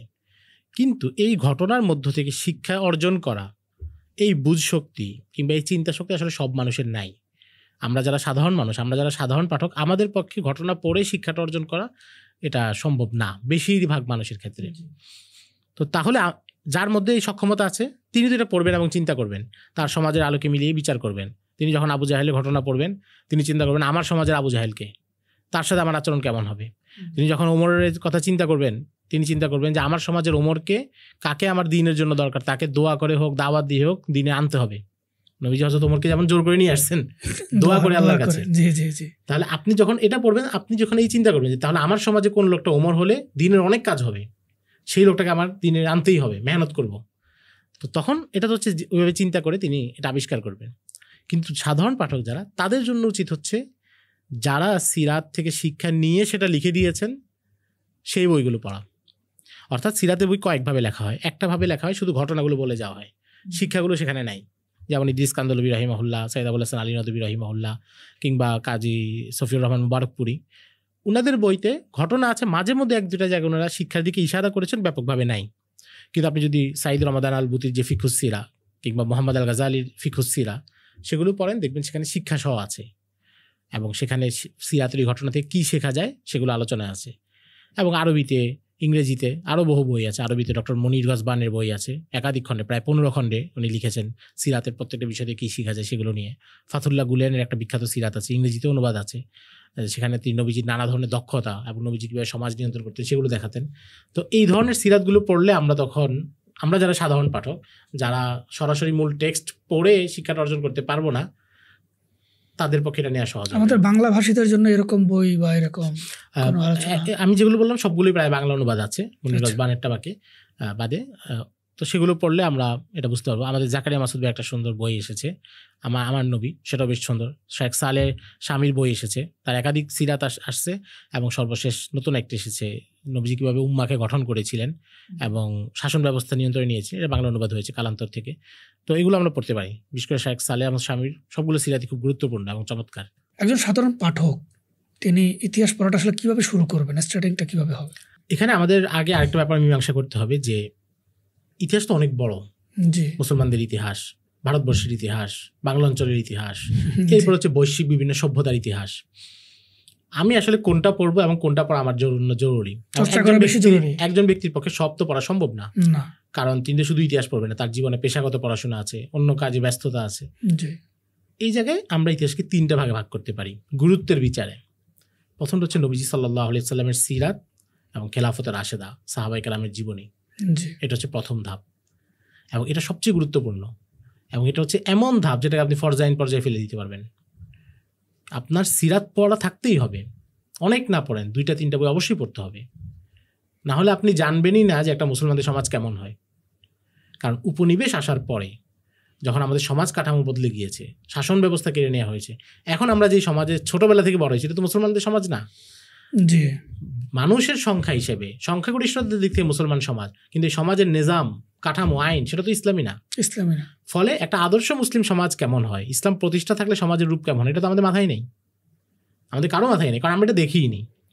এটা আমরা বুঝতে হলে আমাদের সিরাতে যেতে হবে জি, এবং ইসলাম কেমন মানুষ গঠন করতে চায়। এখন তো বাহ্যিকভাবে আমিও মুসলিম, আপনিও মুসলিম, আমরা সবাই নিজেকে নিয়ে সন্তুষ্ট থাকতে পারি, জি, কিন্তু সিরাত পড়লে আমি বুঝতে পারবো যে না, আদর্শ মুসলিম এই স্তরে যাওয়া উচিত সাহাবা ইকরামের ঘটনাগুলো পড়লে। তো এটা হচ্ছে এমন জায়গা যেটা আমাদের কেন্দ্র এবং এখান থেকে সরার কোনো সুযোগ নেই। গুরুত্বের বিচার 1 নম্বর। দ্বিতীয় বিষয় হচ্ছে, 2 নম্বর হচ্ছে আমার অঞ্চলের ইতিহাস। আমি যে অঞ্চলে বসবাস করছি, আমি বাংলা অঞ্চলে আছি, বাংলাদেশের ইতিহাস, বাংলাদেশ ভারত উপমহাদেশ, ভারত উপমহাদেশ, জি, বাংলাদেশের মুসলিম শাসনের ইতিহাস, ঐতিহ্যের ইতিহাস, ব্রিটিশদের জি, শোষণের ইতিহাস, তারপরে এখান থেকে ক্ষমতাগুলো আধুনিক রাষ্ট্রের শাসন ব্যবস্থায় কিভাবে আসলো এবং এখানে আমাদের আইডেন্টিটিগুলো কিভাবে কেড়ে নেওয়া হলো, হিন্দু সাহিত্যিকদের মাধ্যমে কিভাবে বাঙালি জাতীয়তাবাদের উত্থান ঘটলো, এই সবগুলো ইতিহাস জানা অনেক জরুরি, কারণ এটা একেবারে আমার বর্তমানের সাথে জড়িত। আজকে যে আমাকে এখানে বহিরাগতর মতো করে রাখা হচ্ছে, আমাকে যে সমাজ থেকে বিচ্ছিন্ন করে ফেলা হচ্ছে, আমাকে সমাজ থেকে বিচ্ছিন্ন করে তারা দোষটা পাচ্ছে আমার উপর যে আমি সমাজ বিচ্ছিন্ন। এই ঘটনাগুলো যে ঘটছে, এইগুলো তারা কিভাবে তৈরি করছে, একটা দীর্ঘমেয়াদী পরিকল্পনার অধীনে, এবং এর আগে তারা সমাজ এটার বৈধতা তৈরি করছে। জি, এই বৈধতাগুলো ভাঙতে হলে, তারা যে নিজেদের পক্ষে একটা বৈধতা তৈরি করছে নিজেদের বয়ানের পক্ষে, সেটা ভাঙতে হলে এই অঞ্চলের ইতিহাস চর্চা জরুরি। এবং আঞ্চলিক ইতিহাস চর্চার আরেকটা গুরুত্বপূর্ণ ব্যাপার হচ্ছে, আমি যদি আমার সমাজে কাজ করতে চাই, দাওয়াতি কাজ করতে চাই, দাওয়াত সফল করতে চাই, তাহলে পেছনের দাওয়াতি মেহনত এবং সংগ্রামগুলো না জানলে আমি বর্তমান বুঝতে পারবো না। সুফিদের মেহনত যদি আমি বুঝতে না পারি, আমি যদি কেউ যদি এই অঞ্চলের ইতিহাসে সুফিদের দাওয়াতি পন্থা সেটা না পড়ে, তাহলে সে তো বুঝতে পারবে না যে সমাজে কোন দাওয়াতটা বেশি ইফেক্টিভ হয় এবং কিভাবে এই অঞ্চলে মানুষ প্রভাবিত হয়। সব অঞ্চলের মানুষ একরকম না। তুরস্কের মানুষের মন মেজাজ একরকম, তারা ইসলামটাকে একভাবে পেয়েছে, একভাবে গ্রহণ করেছে। বাংলাদেশে ভিন্ন। তো বাংলাদেশে যদি তারপরে এখানে কারামত আলী জৌনপুরীর যে মেহনত, এটা যদি কেউ বুঝতে না পারে, তাহলে সে বর্তমান তাবলিগ জামাতও বুঝতে পারবে না এবং এটা কার্যকরিতা সে বুঝতে পারবে না। তার মনে হবে যে আমি একটা শুধু সেমিনারে বা আমার একটা রুমে আমি লেকচার দিলাম, সেটা দিয়ে সমাজের সব মানুষ পরিবর্তন হয়ে যাবে। কিন্তু প্রান্তিক জনগোষ্ঠী, গাইবান্ধায় ব্রহ্মপুত্রের চরের যে মানুষ, তার কাছে যে ইসলাম পৌঁছাতে হবে এবং সেখানে কি কি মডেল থাকতে পারে, সুফিদের মেহনত, কারামত আলী জৌনপুরীর মেহনত, হাজী শরীয়তুল্লাহর ফরাইজি আন্দোলনের মেহনত, এই মডেলগুলো না জানলে আপনি কমে আপনার সমাজ থেকে বিচ্ছিন্ন হবেন। জি, জি। তো এই জন্য আঞ্চলিক ইতিহাস চর্চা করা দ্বিতীয় গুরুত্বপূর্ণ। এরপরে তুলনামূলক 3 নম্বর গুরুত্বপূর্ণ, সেটা হচ্ছে মুসলমানদের অন্যান্য ইতিহাস, উমাইয়া, আব্বাসি, সালাউদ্দিন আইয়ুবি, ক্রুসেড, এগুলো। দুঃখজনকভাবে আমাদের সমাজে দেখবেন উল্টা, মানুষ সবচেয়ে বেশি জানে অন্য ইতিহাসগুলো সম্পর্কে, ক্রুসেডদের সম্পর্কে, তাতার, মামলুক, সেলজুক, এগুলো সম্পর্কে। আঞ্চলিক ইতিহাস আমরা সবচেয়ে কম জানি। আমরা ইসলামপন্থীরাও বাংলাদেশের ইতিহাস এবং বাংলাদেশে মুসলমানদের যে ইতিহাস সেটা সবচেয়ে কম জানি আমরা। জি। আর সিরাত তো আরো বেশি কম জানি, দুঃখজনকভাবে, এটা সত্য। তো এই জায়গা থেকে আমাদের এই 3টা স্তর মেনটেন করে চর্চা করা উচিত। প্রাথমিকভাবে কোন বই বা কোন সূত্র থেকে শুরু করা উচিত? প্রাথমিকভাবে এগুলোতে হচ্ছে একটা মৌলিক সংক্ষিপ্ত কোনো বই পড়া উচিত। সংক্ষিপ্ত বই পড়লে আপনার কাছে স্ট্রাকচারটা মাথায় থাকবে, হাইকলে আম যেটাকে বলে জেনারেল স্ট্রাকচার, অর্থাৎ পুরো কাঠামোটা সামনে আসবে। এরপর হচ্ছে আপনি এটার আলোকে আপনার আগ্রহ অনুসারে ওখানে আরেকটা শাখায় প্রবেশ করবেন। তো সিরাতের ক্ষেত্রে আমরা প্রথমে ছোট একটা সিরাত দিয়ে শুরু করতে পারি, যেমন সিরাতে খাতামুল আম্বিয়া, মোহরে নবুয়ত, এগুলো খুব ছোট, 120 পৃষ্ঠার মধ্যে একেবারে ছোট একটা দিয়ে শুরু করলো, যে একদম প্রাথমিক পাঠক তার উদ্দেশ্যে বলছি। এরপর সে একটু বড় সিরাত, 1 খণ্ডে কোনো একটা সিরাত পড়লো, সাইদ আবুল হাসান আলী নদভী, নবী রহমত, ইদ্রিস কান্দলবী রাহিমাহুল্লাহর সিরাতে মোস্তফা, সফিউর রহমান মুবারকপুরী আর রাহিকুল মাখতুম, কিংবা কাজী সুলাইমান মানসুরপুরীর রহমাতুল্লিল আলমিন, 3 খণ্ডে, এগুলো সব বাংলা অনুবাদ আছে। তাহলে এই কয়েকটা সিরাত পড়লে তার সিরাতের ঘটনাগুলো আরো বিস্তারিত জানলো। এরপর নবীজির জীবনের বিভিন্ন দিক এবং শিক্ষা, সেগুলো সম্পর্কিত যে বইগুলোর নাম বললাম আমরা, ফিকুস সিরা কথা বললাম, সালেহ আহমদ শামীর বইয়ের কথা বললাম, ডক্টর ইউসুফ কারজাবির একটা বই আছে যেখানে নবীজি প্রত্যেকটা গুণ নিয়ে আলাদা আলোচনা করেছেন। এরপর আমরা সেগুলো পড়তে পারি সিরাতের ব্যাপারে। আঞ্চলিক ইতিহাসের ক্ষেত্রে প্রথমে ডক্টর আব্দুল করিমের একটা বই আছে, বাংলার ইতিহাস, 1204 থেকে 1857 পর্যন্ত, 200-250 পৃষ্ঠায়, এই একটা বই পড়তে পারি। এবার একটু বিস্তারিত পড়লাম প্রফেসর আব্দুল করিমেরই বাংলার ইতিহাস সুলতানি আমল, বাংলার ইতিহাস মোগল আমল, 2 খণ্ডে। এম এ রহিমের বই আছে বাংলার ইতিহাস সামাজিক ও সাংস্কৃতিক, বাংলার সামাজিক ও সাংস্কৃতিক ইতিহাস। ডক্টর মোহর আলীর বই আছে ইংরেজিতে বাংলার ইতিহাস, 4 খণ্ডে। তো এগুলো আমরা পড়তে পারি, এগুলো নির্ভরযোগ্য এবং তারা মূল উৎস থেকে নিয়ে কাজ করেছেন এবং কোনো বিকৃতি করেন নেই, এগুলো আমরা পড়তে পারি। দ্বিতীয় আর তৃতীয় হচ্ছে বিশ্বের ইতিহাসের জন্য তাহলে ডক্টর আলী সাল্লাবির লেখা বিভিন্ন অঞ্চলের ইতিহাসের বইগুলো আছে, বাংলা অনুবাদ হয়েছে। ডক্টর রাগিব সিজানির লেখা বই আছে, এবং মাওলানা ইসমাইল রেহানের বই আছে তারিখ উম্মতে মুসলিমা, যেটা অনেক বড়, অনেক খণ্ড অনুবাদ হয়েছে। এবং তারিখ উম্মতে মুসলিমা রাখলে কেউ যদি সংগ্রহ করে তাহলে তার সিরাতের অংশটাও পরিপূর্ণ হবে, ইতিহাসের অংশটা পরিপূর্ণ হবে। বাংলা অঞ্চলের ইতিহাস এখনো ওখানে আসে নাই, এটার জন্য আব্দুল করিমের বইগুলো পড়লে হবে। আমাদের বাংলা অঞ্চলের ইতিহাস পড়ার জন্য আসলে মানে বা বিশ্বের যারা মুসলমানদের যে ইতিহাস, সারা বিশ্বের বিভিন্ন ক্রুসেড বা খেলাফতের আমলের যে ইতিহাসগুলো, সেগুলোর ব্যাপারে আমাদের দেশের উলামায়ে কেরামের লেখালেখি কীরকম বা এই ব্যাপারে কাজ কীরকম মনে হয় আপনার কাছে? আমাদের দেশের উলামায়ে কেরামের কাজ এবং অবদান এটা অনেক বেশি আমি মনে করি, কারণ এখন পর্যন্ত এখানে যে ইতিহাসগুলো গত কয়েক বছর অনুবাদ হচ্ছে, এগুলো বেশিরভাগই আলেমদের হাতে সম্পাদিত হচ্ছে। জি, যারা সাল্লাবিকে অনুবাদ করছেন, রাগিব সিজানিকে অনুবাদ করছেন, তাদের বড় অংশ অনুবাদক হচ্ছেন আলেমরা। জি, এবং অনেকে মৌলিক লেখাও লিখছেন। তো এই ধারায় আলেমদের একটা সক্রিয় অংশগ্রহণ আছে। এবং আমরা যদি একটু পেছন থেকে দেখি, যেমন জাতীয় মসজিদ বাইতুল মোকাররমের খতিব সাহেব ছিলেন মাওলানা ওবায়দুল হক রাহিমাহুল্লাহ, ওনার একটা তারিখ ইসলাম ছিল 4 খণ্ডে, এবং এটাতে উনি হচ্ছে মুসলমানদের পুরো ইতিহাস এবং জিয়াউর রহমানের শাসনামল পর্যন্ত ইতিহাস আলোচনা করেছেন। এটা উর্দুতে লেখা ছিল, বাংলা অনুবাদ হয়নি, এবং ইমদাদিয়া পাবলিকেশন থেকে ছেপেছিল। পুরোনো কপি এখনো কারো কারো কাছে পাওয়া যায়। তো এটা একটা সচেতনতা অংশ হিসেবে ধরতে পারি। এরপর আঞ্চলিক বা বিভিন্ন শাখাগত ইতিহাস নিয়ে অনেকে লিখেছেন, যেমন শামসুদ্দিন কাসিমি রাহিমাহুল্লাহ, তিনি শিয়াদের ইতিহাস নিয়ে বেশ কিছু কাজ করেছিলেন, বেশ কিছু লিখেছিলেন। বাংলাতে লিখেছিলেন এগুলো? হ্যাঁ, বাংলাতে লিখেছিলেন। এগুলো অনেকগুলো কপি এখনো পিডিএফ বা অন্যান্য ইয়েতে ফরম্যাটে পাওয়া যায়। তো তার মানে আলেমদের একটা চর্চা ছিল। এখন এখানে অনেকে আলেমদেরকে দোষারোপ করে যে ব্যাপকভাবে ইতিহাস চর্চা হলো না কেন, একাডেমিক পদ্ধতিতে আধুনিক গবেষণা যেভাবে হয় সেভাবে হয়নি কেন। এটা তো বাংলাদেশের আর্থসামাজিক প্রেক্ষাপটের সমস্যা। আলেমদেরকে পৃষ্ঠপোষকতা যদি আমরা করতাম তাহলে আরো বড় কাজ আসতো। এখন যেহেতু তুলনামূলকভাবে পৃষ্ঠপোষকতার অনেকগুলো ধারা তৈরি হয়েছে, এখন কাজ করা সহজ হচ্ছে। তো আমি মনে করি যে অনেকগুলো তাদের অবদান আছে এবং সামনে আরো অনেকে রাখবেন, এবং অনেকে ইতিমধ্যে সিরাত চর্চা নিয়ে কাজ করছেন। ময়মনসিংহে আমাদের ভাইরা 1 বছর মেয়াদী সিরাত চর্চা একটা কেন্দ্র খুলেছেন, সেখানে মানুষকে পড়াচ্ছেন। এবং তরুণ আলেমদের মধ্যে অনেকেই আছেন যারা ইতিহাস সম্পর্কে অনেক ভালো জানেন এবং উচ্চশিক্ষা গ্রহণ করছেন। যেমন আমাদের ভাই আছেন হুজাইফা আওয়াদ, মিশরে আল আজহারে পড়াশোনা করেছেন, অনার্স, তিনি খুবই ভালো রেজাল্ট করেছেন। আব্দুর রহমান আজহারি আছেন, ওনারা সরাসরি ইসলামিক হিস্ট্রি অ্যান্ড সিভিলাইজেশন নিয়ে পড়াশোনা করছেন। তো তার মানে একাডেমিক জায়গাতেও আমাদের ভাইরা এগিয়ে যাচ্ছেন, এবং আলহামদুলিল্লাহ আলেমদের এখানে মৌলিক গ্রন্থ আসলে ওইভাবে তাহলে আমরা বলতে পারি যে আসলে এখন পর্যন্ত পৃষ্ঠপোষকতার কারণে ওইভাবে মৌলিক গ্রন্থ আসলে ব্যাপকভাবে ধারাটা শুরু হয়নি। কারণ একটা মৌলিক গ্রন্থ লিখতে হলে অনেক ধরনের পৃষ্ঠপোষকতা দরকার, সময় দরকার। আপনার যত বই দরকার আপনাকে সেই বইগুলো কেউ সংগ্রহ করে দিবে, আপনার সফর করা দরকার হতে পারে, বিভিন্ন লাইব্রেরি থেকে পাণ্ডুলিপি দেখতে হতে পারে। একটা মৌলিক গ্রন্থ বলতে যেটা বোঝায়, সংকলন করা তো সহজ, আমি 4টা বই পড়লাম, আরেকটা 5ম বই জন্ম দিলাম। কিন্তু মৌলিক গ্রন্থ মানে আপনি প্রত্যেকটা নথি নিজে চেক করবেন, নতুন কোনো নথি আছে কিনা যেটা আগের গবেষকদের চোখ এড়িয়ে গিয়েছে সেটা আপনি যাচাই করবেন।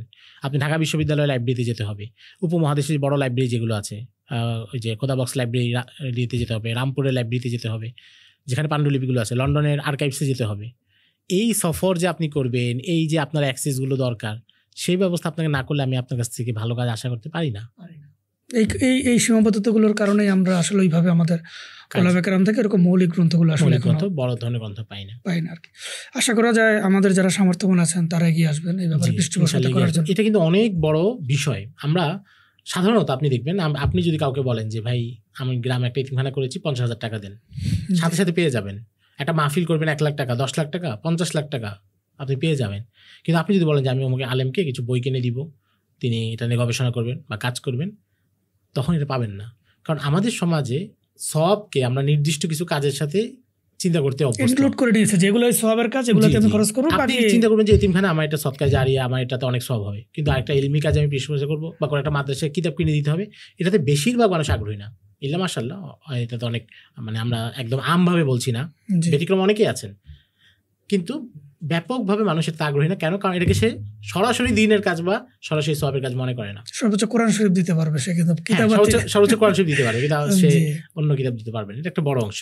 তো এই ব্যাপারে আমাদের একটু দৃষ্টি সচেতন যারা, কারণ এগুলো হচ্ছে আলেমদেরকে পৃষ্ঠপোষকতা করা, লেখক তৈরি করা, লেখকদেরকে পৃষ্ঠপোষকতা করা, এটা অনেক জরুরি। এবং বিশেষ করে যখন মুসলমানরা এই পরাজিত অবস্থায় আছে, পতনকালে আছে, তখন যখন মুসলমানদের কণ্ঠস্বরগুলো সকল মিডিয়া চেপে রেখেছে, মুসলমানদের কণ্ঠস্বরগুলো তারা প্রকাশ হতে দিবে না, সেখানে নিজেরা পৃষ্ঠপোষকতা করে এই কণ্ঠগুলোকে প্রচার করার ব্যবস্থা করা না গেলে পরিস্থিতি আরও খারাপ হবে।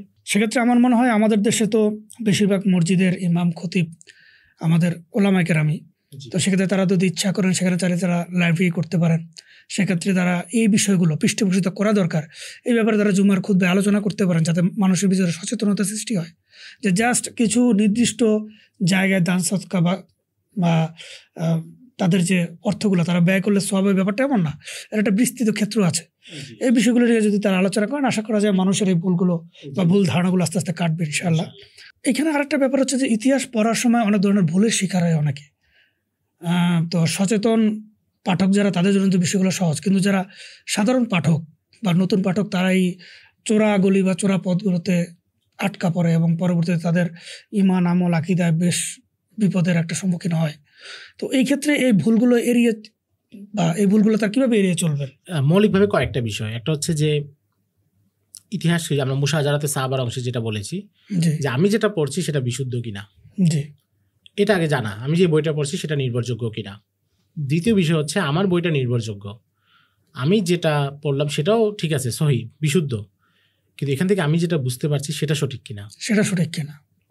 আমার বুঝতে তো ভুল হতে পারে। অনেক সময় হয় কি যে মানুষ টেক্সটটা বুঝতেই ভুল করে, কারণ প্রত্যেকের বুঝশক্তি, প্রত্যেকের অভিজ্ঞতা, পড়াশোনা একরকম না।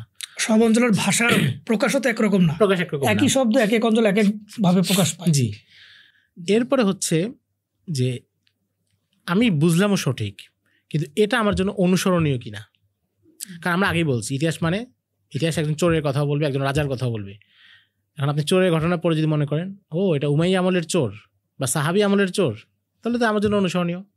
আপনি দেখবেন প্রায় সময় অনেকে লেখেন কি উমাইয়া আমলে অমুকে গান বাজনা করেছেন, সঙ্গীত শাস্ত্রে মুসলমানদের অবদান, অমুক মুসলমান তবলা বানাইছেন, আমির খুসরো তবলা বানাইছেন, অমুক মুসলমান এই আবিষ্কার করেছেন, বাদ্যযন্ত্র আবিষ্কার করেছেন, জিরিয়াব স্পেনে অনেক বাদ্যযন্ত্র আবিষ্কার করেছে।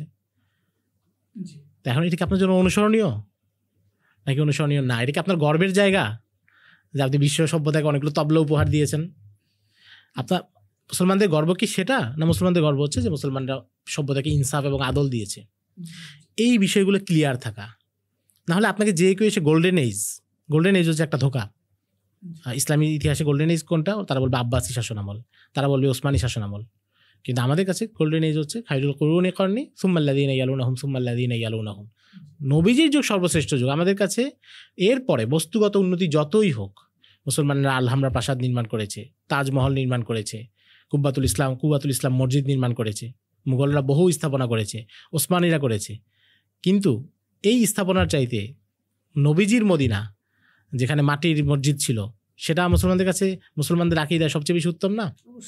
কিন্তু এটা ইতিহাস পড়ার সময় কিন্তু আমরা ভুলে যাই, আমরা বস্তুবাদী দৃষ্টিকোণ থেকে ইতিহাসটাকে অনেক সময় বিবেচনা করি। তো এই জায়গাগুলো চিন্তায় রাখা এবং ইতিহাসে কোনো ঘটনা আমি যখন বর্তমানের উপর ফিট করছি, চিন্তা করছি, এটাকে মাথায় রাখা। যেমন ধরেন মুসলমানদের মধ্যে নারী শাসক এসেছিল, মিশরের সুলতান নাজমুদ্দিন আইবির মৃত্যুর পর তার স্ত্রী শাহজালাতুদ্দৌলাকে ক্ষমতায় বসানো হয়। ভারতবর্ষে সুলতান শামসুদ্দিন ইলতুৎমিশের মৃত্যুর পর তার মেয়ে সুলতানা রিজিয়াকে ক্ষমতায় বসানো হয়। এখন এটা দিয়ে আপনি যে অনেক লেখক তারা দেখবেন এগুলো টেনে নারী নেতৃত্বে বৈধতা দেন যে মুসলমানদের শাসক নারী হতে পারে। তো এই জায়গাগুলোতে বোঝা যে এটা কি সে আসলে সঠিক প্রয়োগ করলো না ভুল প্রয়োগ করলো। কারণ ইতিহাসে কোনো ঘটা মানেই সেটা আমার জন্য অনুসরণীয়, এটা জরুরি না। হ্যাঁ জরুরি, ইতিহাসে কোনো একটা ঘটনা ঘটছে সেখানে আপনার শিক্ষা আছে। কোনটা? মিশরে যখন তারা নারীদেরকে ক্ষমতায় বসিয়েছে তখন বাগদাদের সর্বশেষ আব্বাসী খলিফা আল মুস্তাসিম বিল্লাহ চিঠি পাঠিয়েছে মিশরে, যেটা জালালউদ্দিন সুয়ুতী রাহিমাহুল্লাহ হোসনুল মুহাজারাতে উল্লেখ করেছেন যে তোমাদের মিশরে যদি পুরুষের অভাব হয় তাহলে আমাকে বলো, বাগদাদ থেকে পুরুষ পাঠাবো। এখন তাহলে আপনার অনুসরণীয় কোনটা? খলিফার অবস্থানটা। একজন চোরকে ধরে কেউ শাস্তি দিয়েছে। এখন ইতিহাসে এই ঘটনা আমি বলবো না আপনার জন্য শিক্ষা নাই, আপনার সেই শিক্ষা কি আছে যে আপনার সমাজে আপনি চোরের উপরে এই শাস্তি প্রয়োগ করবেন, কিন্তু আপনি করলেন কি, আপনি অনুসরণ করলেন যে চুরি করাটাই আপনার দায়িত্ব। তো এই জায়গাগুলো আমি চুরি করে গরিবকে দান করলাম, আমার ভেতরে খুব খুশি আসলো, রবিন হুডকে আপনার মডেল বানাইলেন।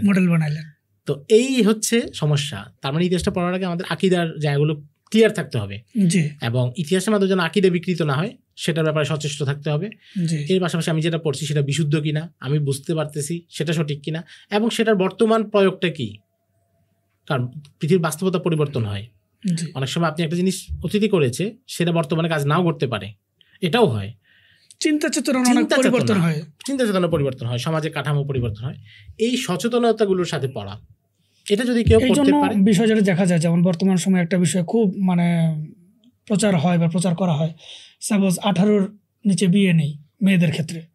তো এটা আমাদের সমাজে এমনভাবে এস্টাবলিশ করেছে যে আমাদের মুসলিম ভাইও হুজুর সাল্লাম যত আয়েশা রাদিয়াল্লাহু বিবাহ করেছেন, এটা নিয়ে মানে অনেক ধরনের কনফিউশনে ভোগেন। এটার কারণ হচ্ছে তার সমাজ ব্যবস্থা তাকে এমনভাবে বিল্ড আপ করছে বা তার ব্রেনকে এমনভাবে ট্রেন আপ করেছে, এই বিষয়টা তার কাছে একটা মানে কেমন যেন একটা মনে হয়। তো এটা হলো মূল বিষয়। আসলে যখন সে ইতিহাস বা যে কোনো বিষয় নিয়ে পড়াশোনা বা জানাশোনা করবে, তখন ওই বিষয়ে যিনি অভিজ্ঞ বা ওই বিষয়ে ওই চোরা পথগুলো যিনি অতিক্রম করেছেন, তার আন্ডারে থেকে বা তার তত্ত্বাবধান থেকে পড়াশোনা করা, না হলে এর মাধ্যমে উল্টো সে এফেক্টেড হতে পারে। হবে এবং তাকে সচেতন থাকতে হবে, জি জি, সচেতনতার সাথে যে আমি যেটা নিচ্ছি। কারণ আমাদের যুগে আমরা আছি আধুনিক জাতি রাষ্ট্রের কাঠামোতে, জি আর তারা ছিলেন ইসলামী শরিয়ার অধীনে। জি, উভয় বাস্তবতা এক না, এক না। তাদের লেখা, তাদের বক্তব্য, আমাদেরটা আলাদা। এই যে বর্তমান যে পরিবর্তিত হয়েছে, এটা যদি আপনি মাথায় না রাখেন এবং অতীতের বাস্তবতাও না বুঝেন, তাহলে ইতিহাসের ছোট ছোট বিষয় এনে আপনি ঝগড়া করবেন এবং অন্যদেরকে অপবাদ দিবেন। যেমন বাংলাদেশে একটা খুব বিখ্যাত বক্তব্য আছে, এটা প্রায় সময় লোকজন বলে কি, ওসমানী আমলে একজন আলেম 15টা জ্ঞান জানতেন, 15টা বিজ্ঞান জানতেন, মসজিদের ইমাম খতিব হতে হলে এটা লাগতো, আর আজকের আলেমরা সেটা জানে না। এটা বলে তারা বর্তমান আলেমদেরকে কি করেন, ছোট করেন, আঘাত করেন এবং তীব্র ভাষায় বলেন। বেশ কয়েকজনের বক্তব্য গত কয়েক বছর ভাইরাল হয়েছে। এর ব্যাপার হলো ইতিহাসের অসম্পূর্ণ পাঠ এবং বর্তমানকে না বোঝা। প্রথম বিষয় হচ্ছে, আপনি এই কথা বলছেন, তাহলে আপনি এই স্বীকার কেন করছেন না যে ওসমানী আমলে রাষ্ট্র আলেমদেরকে যে পৃষ্ঠপোষকতা করতো, রাষ্ট্র আলেমদের জন্য যে শিক্ষা ব্যবস্থা প্রণয়ন করেছে, আধুনিক রাষ্ট্র কেন সেটা করছে না? আধুনিক রাষ্ট্র তো মাদ্রাসাকে ওই পৃষ্ঠপোষকতা করছে না, বরং মাদ্রাসার উপরে চাপিয়ে দিতে চায় নিয়ন্ত্রণ। মুসলিম শাসকরা যখন মাদ্রাসাকে পৃষ্ঠপোষকতা করেছেন, মাদ্রাসার নিয়ন্ত্রণ চাপান নাই, তার সিলেবাসে হাত দেন নাই। আবু হানিফা তার মাদ্রাসায় কী পড়াবেন, আবু হানিফা স্বাধীন ছিলেন। ইমাম আহমদ ইবনে হাম্বল তার মাদ্রাসায় কী পড়াবেন, তিনি স্বাধীন ছিলেন। নিজামুল মুলকের জামে নিজামিয়াতে কী পড়াবেন, সেটা কোনো সেলজুক সরকার তারা বাধা দেয়নি, স্বাধীন ছিল এবং সরকার পৃষ্ঠপোষকতা করেছে। আপনি পৃষ্ঠপোষকতাও করছেন না, কিন্তু নিয়ন্ত্রণ করতে যাচ্ছেন। অর্থাৎ আপনি হচ্ছেন এমন গরু যে দুধ দেয় না কিন্তু লাথি দেয়। এটা হচ্ছে প্রথম বাস্তবতা। দ্বিতীয় বাস্তবতা হচ্ছে, আপনি যখন বলছেন যে ওসমানী আমলে একজন 15টা জ্ঞান জানতেন, বিজ্ঞান জানতেন, তখন আপনি এই বাস্তবতা মাথায় রাখছেন না যে ওসমানী আমলে 500 বছর আগে বিজ্ঞান আজকের জায়গায় ছিল না। বিজ্ঞানের তখন শাখা ছিল কম এবং একটা শাখা আতুরগড়, বিজ্ঞান মাত্র বিকশিত হচ্ছে এবং আপনি 2টা বা 3টা বই পড়ে একটা বিজ্ঞান আয়ত্ত করে ফেলতে পারতেন। তখনকার যে বিজ্ঞান ছিল, সেটা কি আজকের মতো এত বড় ছিল? আজকে তো খোদ পদার্থ বিজ্ঞানের ভিতরে আরও শত শত শাখা তৈরি হয়ে গিয়েছে, এক অর্থনীতির ভিতরে আরও ছোট ছোট শাখা তৈরি হয়েছে। এবং আজকের পৃথিবীতে কেউ যখন পণ্ডিত হয়, তখন সে ওই ছোট শাখার কোনো একটা শাখায় অভিজ্ঞ হয়। আজকের পৃথিবীতে যিনি পদার্থবিজ্ঞানী, তিনি কিন্তু পুরো পদার্থবিদ্যার উপরে বিজ্ঞানী না, পদার্থবিদ্যার কোনো একটা ছোট শাখার উপরে, অর্থনীতিবিদ ছোট কোনো একটা শাখার উপরে, কারণ জ্ঞানগুলো এখন অনেক বিস্তৃত হয়েছে। ফলে ওসমানী আমলের একজন আলেম যখন 15টা জ্ঞান জানতেন, এটা আধুনিক কালের একজন ব্যক্তি যেমন কোনো জ্ঞান জানেন এমন না।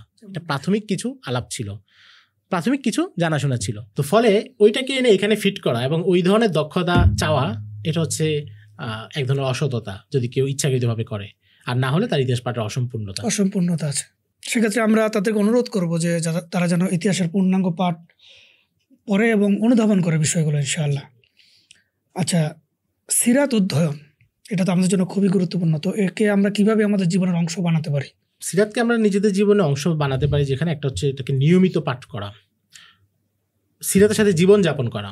জি, সিরাত হচ্ছে আপনার চিন্তায়, আপনার সচেতনতায়, সবকিছু সিরাত কেন্দ্রিক, আমল সবকিছু যেন সবকিছু। জি জি, কারণ মানুষ যেই জিনিসটা বারবার দেখে, যেই জিনিসটা বারবার শুনে, সেটা দ্বারা তার আচরণ পরিবর্তিত হয়। জি, ধরুন একজন ইউটিউবার, সে যে কোনো কন্টেন্ট তৈরি করতে গিয়ে গালি দেয়, জি, হয়তো কিছুটা বুদ্ধিভিত্তিকভাবে বা আকর্ষণীয় করে। তো এখন আরেকজন ব্যক্তি যে নিয়মিত ইউটিউবার আলোচনা শুনবে, তার কথাতে কিন্তু গালি চলে আসবে, যে ওই ট্রেন্ডটা সে ফলো করতে থাকবে, অবচেতন মনে চলে আসবে। এটা স্বাভাবিক এবং এটা কিন্তু প্রকাশ আমরা দেখি। জি, তো সিরাতটা হচ্ছে এমন, কেউ যদি সারাদিন এটা পড়ে, সারাদিন বলতে প্রতিদিন তালিমের মতো প্রতিদিন সে সিরাতে 5 পৃষ্ঠা হলেও পড়ে, এটা নিয়ে চিন্তা করে, তাহলে তার জীবনে সিরাত চলে আসবে। এবং সিরাত কেন্দ্রিক যাদের জীবন, তাদের সাথে চলাফেরা, আল্লাহ আহলুল্লাহ যারা আছেন তাদের মজলিসে যাওয়া, যেখানে সিরাতের আলোচনা হয় সেখানে যাওয়া, সেখানে থাকা, তাহলে এটা তার জীবনে চলে আসবে। আর এরপর হচ্ছে সচেতনতার সাথে বিষয়গুলো চিন্তা করা, যে নবীজি এই পরিস্থিতি কী কী করেছেন, সেটা আমি সিরাতে পাচ্ছি কিনা, সেটা আমার পক্ষে বাস্তবায়ন করা সম্ভব আছে কিনা, এটা কি চিন্তা করা। আমরা যারা ইতিহাস চর্চা করি বা আমাদের ভিতর যে সকল ভাইয়ের ইতিহাস চর্চা করেন, তো এই চর্চাটা আসলে নিয়মিত ধারাবাহিকভাবে কেন জরুরি, এই বিষয়টা যদি একটু বলতেন। এটা তো আসলে জ্ঞানের যে কোনো ক্ষেত্রেই আপনি যেই বিষয় চর্চা করেন সেটা ধারাবাহিকতা না থাকলে এটা আপনার মধ্যে স্থির হবে না। অনেকেই যে দেখবেন বিভিন্ন সময় বলেন যে আমি ইতিহাস পড়ি, সাল মনে থাকে না, আমি ইতিহাস পড়ি, নাম মনে থাকে না, আমি ইতিহাস পড়ি, ঘটনা মনে থাকে না। তো আসলে আল্লাহ তো পৃথিবীতে ফটোগ্রাফিক মেমোরি, যেটা একবার পড়লেই মনে থাকবে, এমন মেধা আল্লাহ কুটিতে হয়তো একজনকে দেন। বেশিরভাগ মানুষ আমরা গড়পড়াতে মেধার অধিকারী। তো এই মেধা নিয়ে আমরা কোনো একটা জিনিসকে তখনই ধারণ করতে পারি যখন এটা ধারাবাহিক চর্চার মধ্যে থাকে, মানে যখন আমরা এই জ্ঞানের ইকোসিস্টেমে ঢুকি। জ্ঞানের ইকোসিস্টেম হচ্ছে যে আপনি ইউটিউবে যান, তো আপনার এমন সব চ্যানেল সাবস্ক্রাইব করা যারা ইতিহাস নিয়ে কথা বলে বা ইতিহাস নিয়ে পডকাস্ট করে। আপনি বই কিনেন, সেখানে এমন সব বই যেগুলো ইতিহাস কেন্দ্রিক, মানে আমার ব্রেন যেন সম্পূর্ণ এই রিলেটেড থাকে, তখন আপনার কাছে এগুলো মনে থাকবে। এবং এই জন্যই ধারাবাহিকতাটা জরুরি। আমি আমাদের কথা আজকে অনুপ্রাণিত হলেন, আগামীকাল বাজার থেকে একটা বই কিনলেন, পড়ে ফেললেন, এরপর রেখে দিলেন, 1 মাস পরে কিন্তু আপনি বেশিরভাগ তথ্য ভুলে যাবেন, কারণ এটা আপনার জীবনে চর্চায় নাই। যেমন বাংলা ব্যাকরণ আপনি ছোটবেলায় পড়ছি এবং বেশিরভাগই ভুলে গেছি, পরীক্ষা পাশের জন্য যেটা পড়ছি। কিন্তু যিনি স্কুলে ব্যাকরণ পড়ান তিনি তো 70 বছর বয়স হলেও কোনোটা ভুলেন নাই। কারণ কি? কারণ এটা তার প্রতিদিনের চর্চা, প্রতিদিন ছাত্রদেরকে পড়াচ্ছেন, চর্চা হচ্ছে। তো মানুষ যেটা তার চর্চা থাকে না সেটা ভুলে যায়। তো আমরা যদি ইতিহাসটাকে ধারণ করতে চাই, বর্তমানে কাজে লাগাতে চাই এবং এই জ্ঞানটাকে অর্জন করতে চাই, তাহলে নিয়মিত ধারাবাহিকতা জরুরি। এবং এটা যে কোনো জ্ঞানের ক্ষেত্রে নিয়মিত পড়া, নিয়মিত চর্চা করা, এক বই বারবার পড়া, নতুন বই পড়া, নতুন কি গবেষণা আসছে সেটা দেখা, নতুন করে আরও অঞ্চল সম্পর্কে জানা, একটার সাথে আরেকটাকে সম্পর্কযুক্ত করা, এটা অত্যন্ত জরুরি। তাহলে হচ্ছে আমরা এটা থেকে পরিপূর্ণ ফায়দাটা নিতে পারবো। আমাদের ভবিষ্যৎ যে প্রজন্ম, তাদের সামনে ইতিহাসকে কিভাবে আকর্ষণীয় করে তোলা যায় বা আকর্ষণীয়ভাবে উপস্থাপন করতে পারি আমরা, এক্ষেত্রে নানামুখী পদক্ষেপ নেওয়া দরকার। প্রত্যেক বয়স বাচ্চাদের মনস্তত্ত্ব বুঝে বই রচনা করা। যেমন একদম ছোট বাচ্চা যারা 10-11 বছরের, 8-9 বছরের, তাদের জন্য মুসলিম মনীষীদের ছোট ছোট জীবনে আকর্ষণীয় ভঙ্গিতে লেখা, তাদের উপযোগী গদ্যে মুসলিম ইতিহাসের গুরুত্বপূর্ণ ঘটনাগুলো, যুদ্ধগুলো, সেগুলোকে ছোট ছোট আকারে লেখা, যেগুলো তাদেরকে অনুপ্রাণিত করবে। আরেকটু বড় যারা, তাদের জন্য সুন্দর গদ্যে আকর্ষণীয় করে, প্রাচীন ধাঁচে না, যেখানে বর্ণনা অনেক দীর্ঘ, অপ্রাসঙ্গিক কথা, এগুলো বাদ দিয়ে শুধু মৌলিক কথাগুলো আলোচনা করা। এবং সেক্ষেত্রে পারলে কিছুটা রস দিয়ে লেখা, যেটা তাদেরকে টানবে, যেটা তাদেরকে উপস্থাপন করবে। এর বাইরে বয়স্ক যারা, তাদের জন্য হচ্ছে বিশ্লেষণমূলক বেশ কিছু লেখা, যেটা তাদেরকে বর্তমান সমাজ সম্পর্কে তাদের চিন্তাকে জাগ্রত করবে, বর্তমানের আলোকে এটাকে বিশ্লেষণ করা, এই জাতীয়ভাবে বই রচনা করা, ডকুমেন্টারি তৈরি করা এবং এই ধরনের পডকাস্ট বা অন্যান্য মাধ্যম সবগুলোকে কাজে লাগানো আর কি, সহজ কথায়। এর পাশাপাশি আরেকটা আইডিয়া আমার কাছে যেটা মনে হয়, সেটা হচ্ছে ট্যুরিজম কেন্দ্রিক কিছু প্ল্যান করা যেতে পারে। এখন ছেলেপেলেরা ঘুরে, বাচ্চারা, তরুণরা সবাই ঘুরে এবং কমন কিছু জায়গাতেই ঘুরে। ঐতিহাসিক জায়গাগুলোতে তাদের নিয়ে যাওয়া এবং সেখানে গিয়ে ইতিহাসটা বলা। যেমন আপনি এখান থেকে 10-15 জন একটা টিম নিয়ে সোনারগাঁ গেলেন, শেখ শরফুদ্দিন আবু তাওয়ামার মাদ্রাসা দেখালেন, সেখানকার মাদ্রাসার ইতিহাস, ঐতিহ্য, বাংলায় হাদিস চর্চার ইতিহাস সব সেখানে বললেন। সে ইতিহাসটাকে তখন জীবন্ত দেখতে পাবে। তো এইগুলো দরকার। যেমন চাঁপাইনবাবগঞ্জে দরসবাড়ি মাদ্রাসা, ছোট সোনা মসজিদ, বাগেরহাট 60 গম্বুজ মসজিদ, সেখানে গিয়ে সেখানে তিনি যে ইসলামী সালতানাত কায়েম করেছিলেন, ইসলামী শরিয়া কায়েম করেছেন, সেই গল্প বলা। আমাদের ঝিনাইদহে আছে শহর মোহাম্মদাবাদে মুসলমানদের যে স্ট্রাকচার ছিল সেগুলো দেখানো। তো ইতিহাসটা যেন তারা দূরের মনে না করে এবং ইতিহাস যে বাস্তব এবং এখন পর্যন্ত এটা আমাদের পরিচয় নির্মাণ করতেছে, আমাদের বর্তমান নির্মাণ করতেছে, এটা তাদের কাছে তুলে ধরা। আচ্ছা, আমাদের শিক্ষা, তারপরে সমাজ, তারপরে মনে করেন নেতৃত্বে, আমাদের যে নেতৃত্বগুলো আছে, সেখানে ইতিহাসের ব্যবহারিক প্রয়োগটি কিভাবে প্রয়োগ করা সম্ভব? আসলে ইতিহাসের ব্যবহারিক প্রয়োগ সহজ কথা হচ্ছে ইতিহাসের বই পড়া। জি। এবং এখানে আমি ওই সিরাতের মধ্যে পার্থক্য করব, যে একটা হচ্ছে ইতিহাসের ধারাবাহিক বই, আরেকটা হচ্ছে ইতিহাসের শিক্ষাগুলো নিয়ে লেখা বই, যেখানে নেতৃত্ব কেন্দ্রিক কিছু বই লেখা। জি। আমরা ইতিহাস থেকে নেতৃত্ব বিষয়ে কিভাবে শিক্ষা পেতে পারি, এবং দায়ীদের জন্য, তারপর সমাজ সংস্কারের ক্ষেত্রে কিভাবে আমরা শিক্ষা পেতে পারি, এভাবে আলাদাভাবে কাজ করা। এবং এটার কাজের অনেক জরুরত আছে বাংলায়, কারণ এখন পর্যন্ত বর্ণনামূলক ইতিহাসগুলো বেশি আসছে। একটু বিশ্লেষণ করে শিখানো যে এখানে নেতৃত্বের গুণাবলী, সাহাবায়ে কেরাম কীভাবে কাজে লাগিয়েছেন, নবীজি কীভাবে কাজে লাগিয়েছেন, মুসলিম শাসকরা কীভাবে কাজে লাগিয়েছেন, সেগুলো দেখা এবং সেই আলোকে কাজ করা।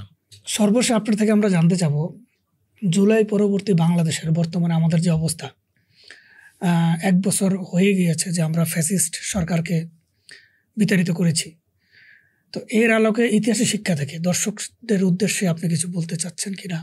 ইতিহাসের একটা শিক্ষা হচ্ছে যে কখনো কখনো ইতিহাস এক ধরনের শূন্যতা তৈরি করে, ক্ষমতা, নেতৃত্ব, প্রভাবের একটা শূন্যতা। এই শূন্যতাগুলো অল্প সময় হয়, শূন্যতা দীর্ঘদিন থাকে না, এবং এই শূন্যতার সময় সব পক্ষ এটাকে নিজেদের সুযোগ কাজে লাগাতে চায়, এবং সেখানে দায়ীদের জন্য অনেক বেশি সুযোগ তৈরি হয়। যে কেউ তার দাওয়াত প্রতিষ্ঠা করার জন্য সুযোগটা তার সেখানে বেশি থাকে। যদি একটা উদাহরণ, ইতিহাসে অনেকগুলো উদাহরণ আছে, অনেক বড় বড় ঘটনা এই ধরনের শূন্যতার মাঝখানে ঘটেছে, এবং যারা সেখানে কাজে লাগিয়েছে তারা সফলতা অর্জন করেছে। আমরা যদি একটা ঘটনা শুধু সিরাত থেকে উদাহরণ দিই, নবীজি সাল্লাল্লাহু আলাইহি ওয়াসাল্লাম যখন মক্কা থেকে মদিনায় হিজরত করেছেন, তো আমরা দেখি যে মদিনায় ইসলাম গ্রহণের হার অনেক বেশি ছিল। মক্কায় নবীজি 6-7 বছর মেহনত করার পরেও 50-60-এর কাছাকাছি সাহাবী ছিলেন। আর নবীজি যখন মদিনায় হিজরত করেছেন, হিজরত 13 বর্ষে, নবুয়তের 13 বর্ষেই জাবির ইবনে আব্দুল্লাহ রাদিয়াল্লাহু তাআলা আনহু বলছেন যে মদিনার প্রত্যেক ঘরে ইসলাম পৌঁছে গিয়েছে। তো এই যে এখানে দাওয়াতটা এত বেগবান হলো, নবীজি সেখানে পৌঁছে গেলেন, এবং মদিনায় কোনো সাহাবীকে আমরা নির্যাতিত হতে দেখি নেই, কিন্তু সেখানেও তো আগে কাফেরদের সমাজ ছিল। এটা কেন হয়েছে? এটা উম্মুল মুমিনিন আয়েশা রাদিয়াল্লাহু তাআলা আনহা বুখারীর একটা হাদিসে বলেছেন। তিনি বলেন, কানা ইয়াউমু বুআসিন ইয়াউমান কদ্দামাহুল্লাহু লিরাসূলিহি সাল্লাল্লাহু আলাইহি ওয়াসাল্লাম কদিমা রাসূলুল্লাহি সাল্লাল্লাহু আলাইহি ওয়াসাল্লাম আল মাদিনা ওয়া কদ ইফতারাকা মালাউহুম ওয়া কুতিলাত সারাওয়াতুহুম ওয়া জুররিহু কদ্দামাহুল্লাহু লিরাসূলিহি সাল্লাল্লাহু আলাইহি ওয়াসাল্লাম ফি দুখুলিহিম ফিল ইসলাম। যে আল্লাহ নবীজিকে বুআসের যুদ্ধ একটা উপহার হিসেবে দিয়েছেন। বুআসের যুদ্ধ হচ্ছে মদিনার আউস এবং খাজরাজের মধ্যে একটা যুদ্ধ হয়েছে নবীজির হিজরতের 4-5 বছর আগে, কিন্তু উম্মুল মুমিনিন বলছেন যে ওই যুদ্ধ নবীজিকে আল্লাহ উপহার হিসেবে দিয়েছেন। কিভাবে? এই যুদ্ধে মক্কার কুরাইশদের, এই মদিনার আউস এবং খাজরাজের যত শীর্ষ সর্দার এবং নেতা ছিল সবাই মারা গিয়েছিল অথবা আহত হয়েছিল। তাদের সমাজে তখন কোনো প্রভাব ছিল না, সমাজটা তখন তরুণদের নেতৃত্বে চলে গিয়েছে এবং সেখানে নেতৃত্বের শূন্যতা তৈরি হয়েছে। তার মানে সেখানে আবু জাহেলের মতো কোনো নেতা তখন টিকে ছিল না যে মুসলিমদেরকে নির্যাতন করবে, যে তরুণ সাহাবীদেরকে দ্বীনের কাজ করতে বাধা দিবে, মুসআব ইবনে উমাইরকে বাধা দিবে। এই ধরনের কোনো শক্তি মদিনায় ছিল না। এবং এই যে শূন্যতা এবং গ্যাপ, সেটা সাহাবায়ে কেরাম সর্বোচ্চ ব্যবহার করেছেন, নবীজি সর্বোচ্চ ব্যবহার করেছেন। 2 বছরের মেহনতে পুরো মদিনা প্রস্তুত হয়ে গিয়েছে, নবীজি এখানে হিজরত করেছেন এবং ইসলামী সমাজ প্রতিষ্ঠা করেছেন। এখান থেকে আমাদের শিক্ষা হচ্ছে, আমরা যদি তুলনা করি তাহলে আমরা দেখব যে আগস্টের পরে গত 1 বছরে আমাদের সামনে এই ধরনের একটা শূন্যতা উপস্থিত। বহু দিনের কাজ এখন করা যাচ্ছে যেটা আগে করা যেত না। কারণ কি? কারণ ওই মানুষগুলো পালিয়ে গিয়েছে, যারা দিনের কাজে বাধা দিত, যারা মানুষদেরকে সাধারণ কারণে নির্যাতন করতো। এই যে একটা শূন্যতা এবং সুযোগ তৈরি হয়েছে, এটা কিন্তু আবার বেশি দিন থাকবে না, এই সুযোগটা দ্রুত শেষ হয়ে যাবে। কথা হলো এর আগে আমরা এটাকে কতটুকু কাজে লাগাতে পারছি, দিনের কাজে, দিন প্রচারের কাজে, নিজের ব্যক্তিগত জীবনে দিন চর্চার কাজে। বাংলাদেশে তো বহু ক্যাম্পাস এমনও ছিল যে আপনি ব্যক্তিগত দিন চর্চা করলেই সেখানে আপনাকে জঙ্গি বলা হতো, আপনি শুধু দাড়ি রাখার অপরাধে সেখানে আপনি লিস্টেড হতেন।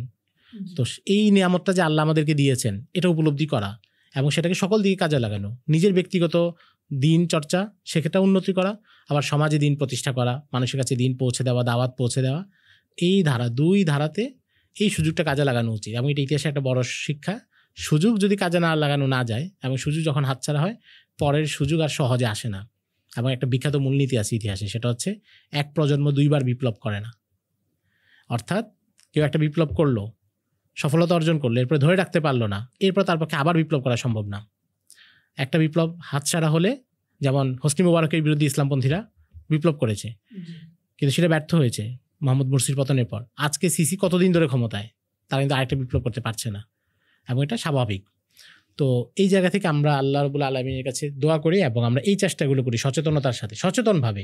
একটা হচ্ছে আমি গড়পড়তা আমার যেটা কাজ করে যাচ্ছি, একটা হচ্ছে সচেতনতার সাথে, যে আমাদের সামনে সুযোগ তৈরি হয়েছে, অনেকগুলো কাজের সম্ভাবনা দেখা যাচ্ছে, এর হয়তো বেশি দিন থাকবে না, কারণ ক্ষমতার পট পরিবর্তন হলে আবার অনেক কিছুতে বাধা চলে আসবে। এই শূন্যতাটাকে অনুভব করে এটাকে দ্বীনের কাজে লাগানো। আল্লাহ রাব্বুল আলামিন আমাদের সবাইকে তৌফিক দান করুক। আমিন।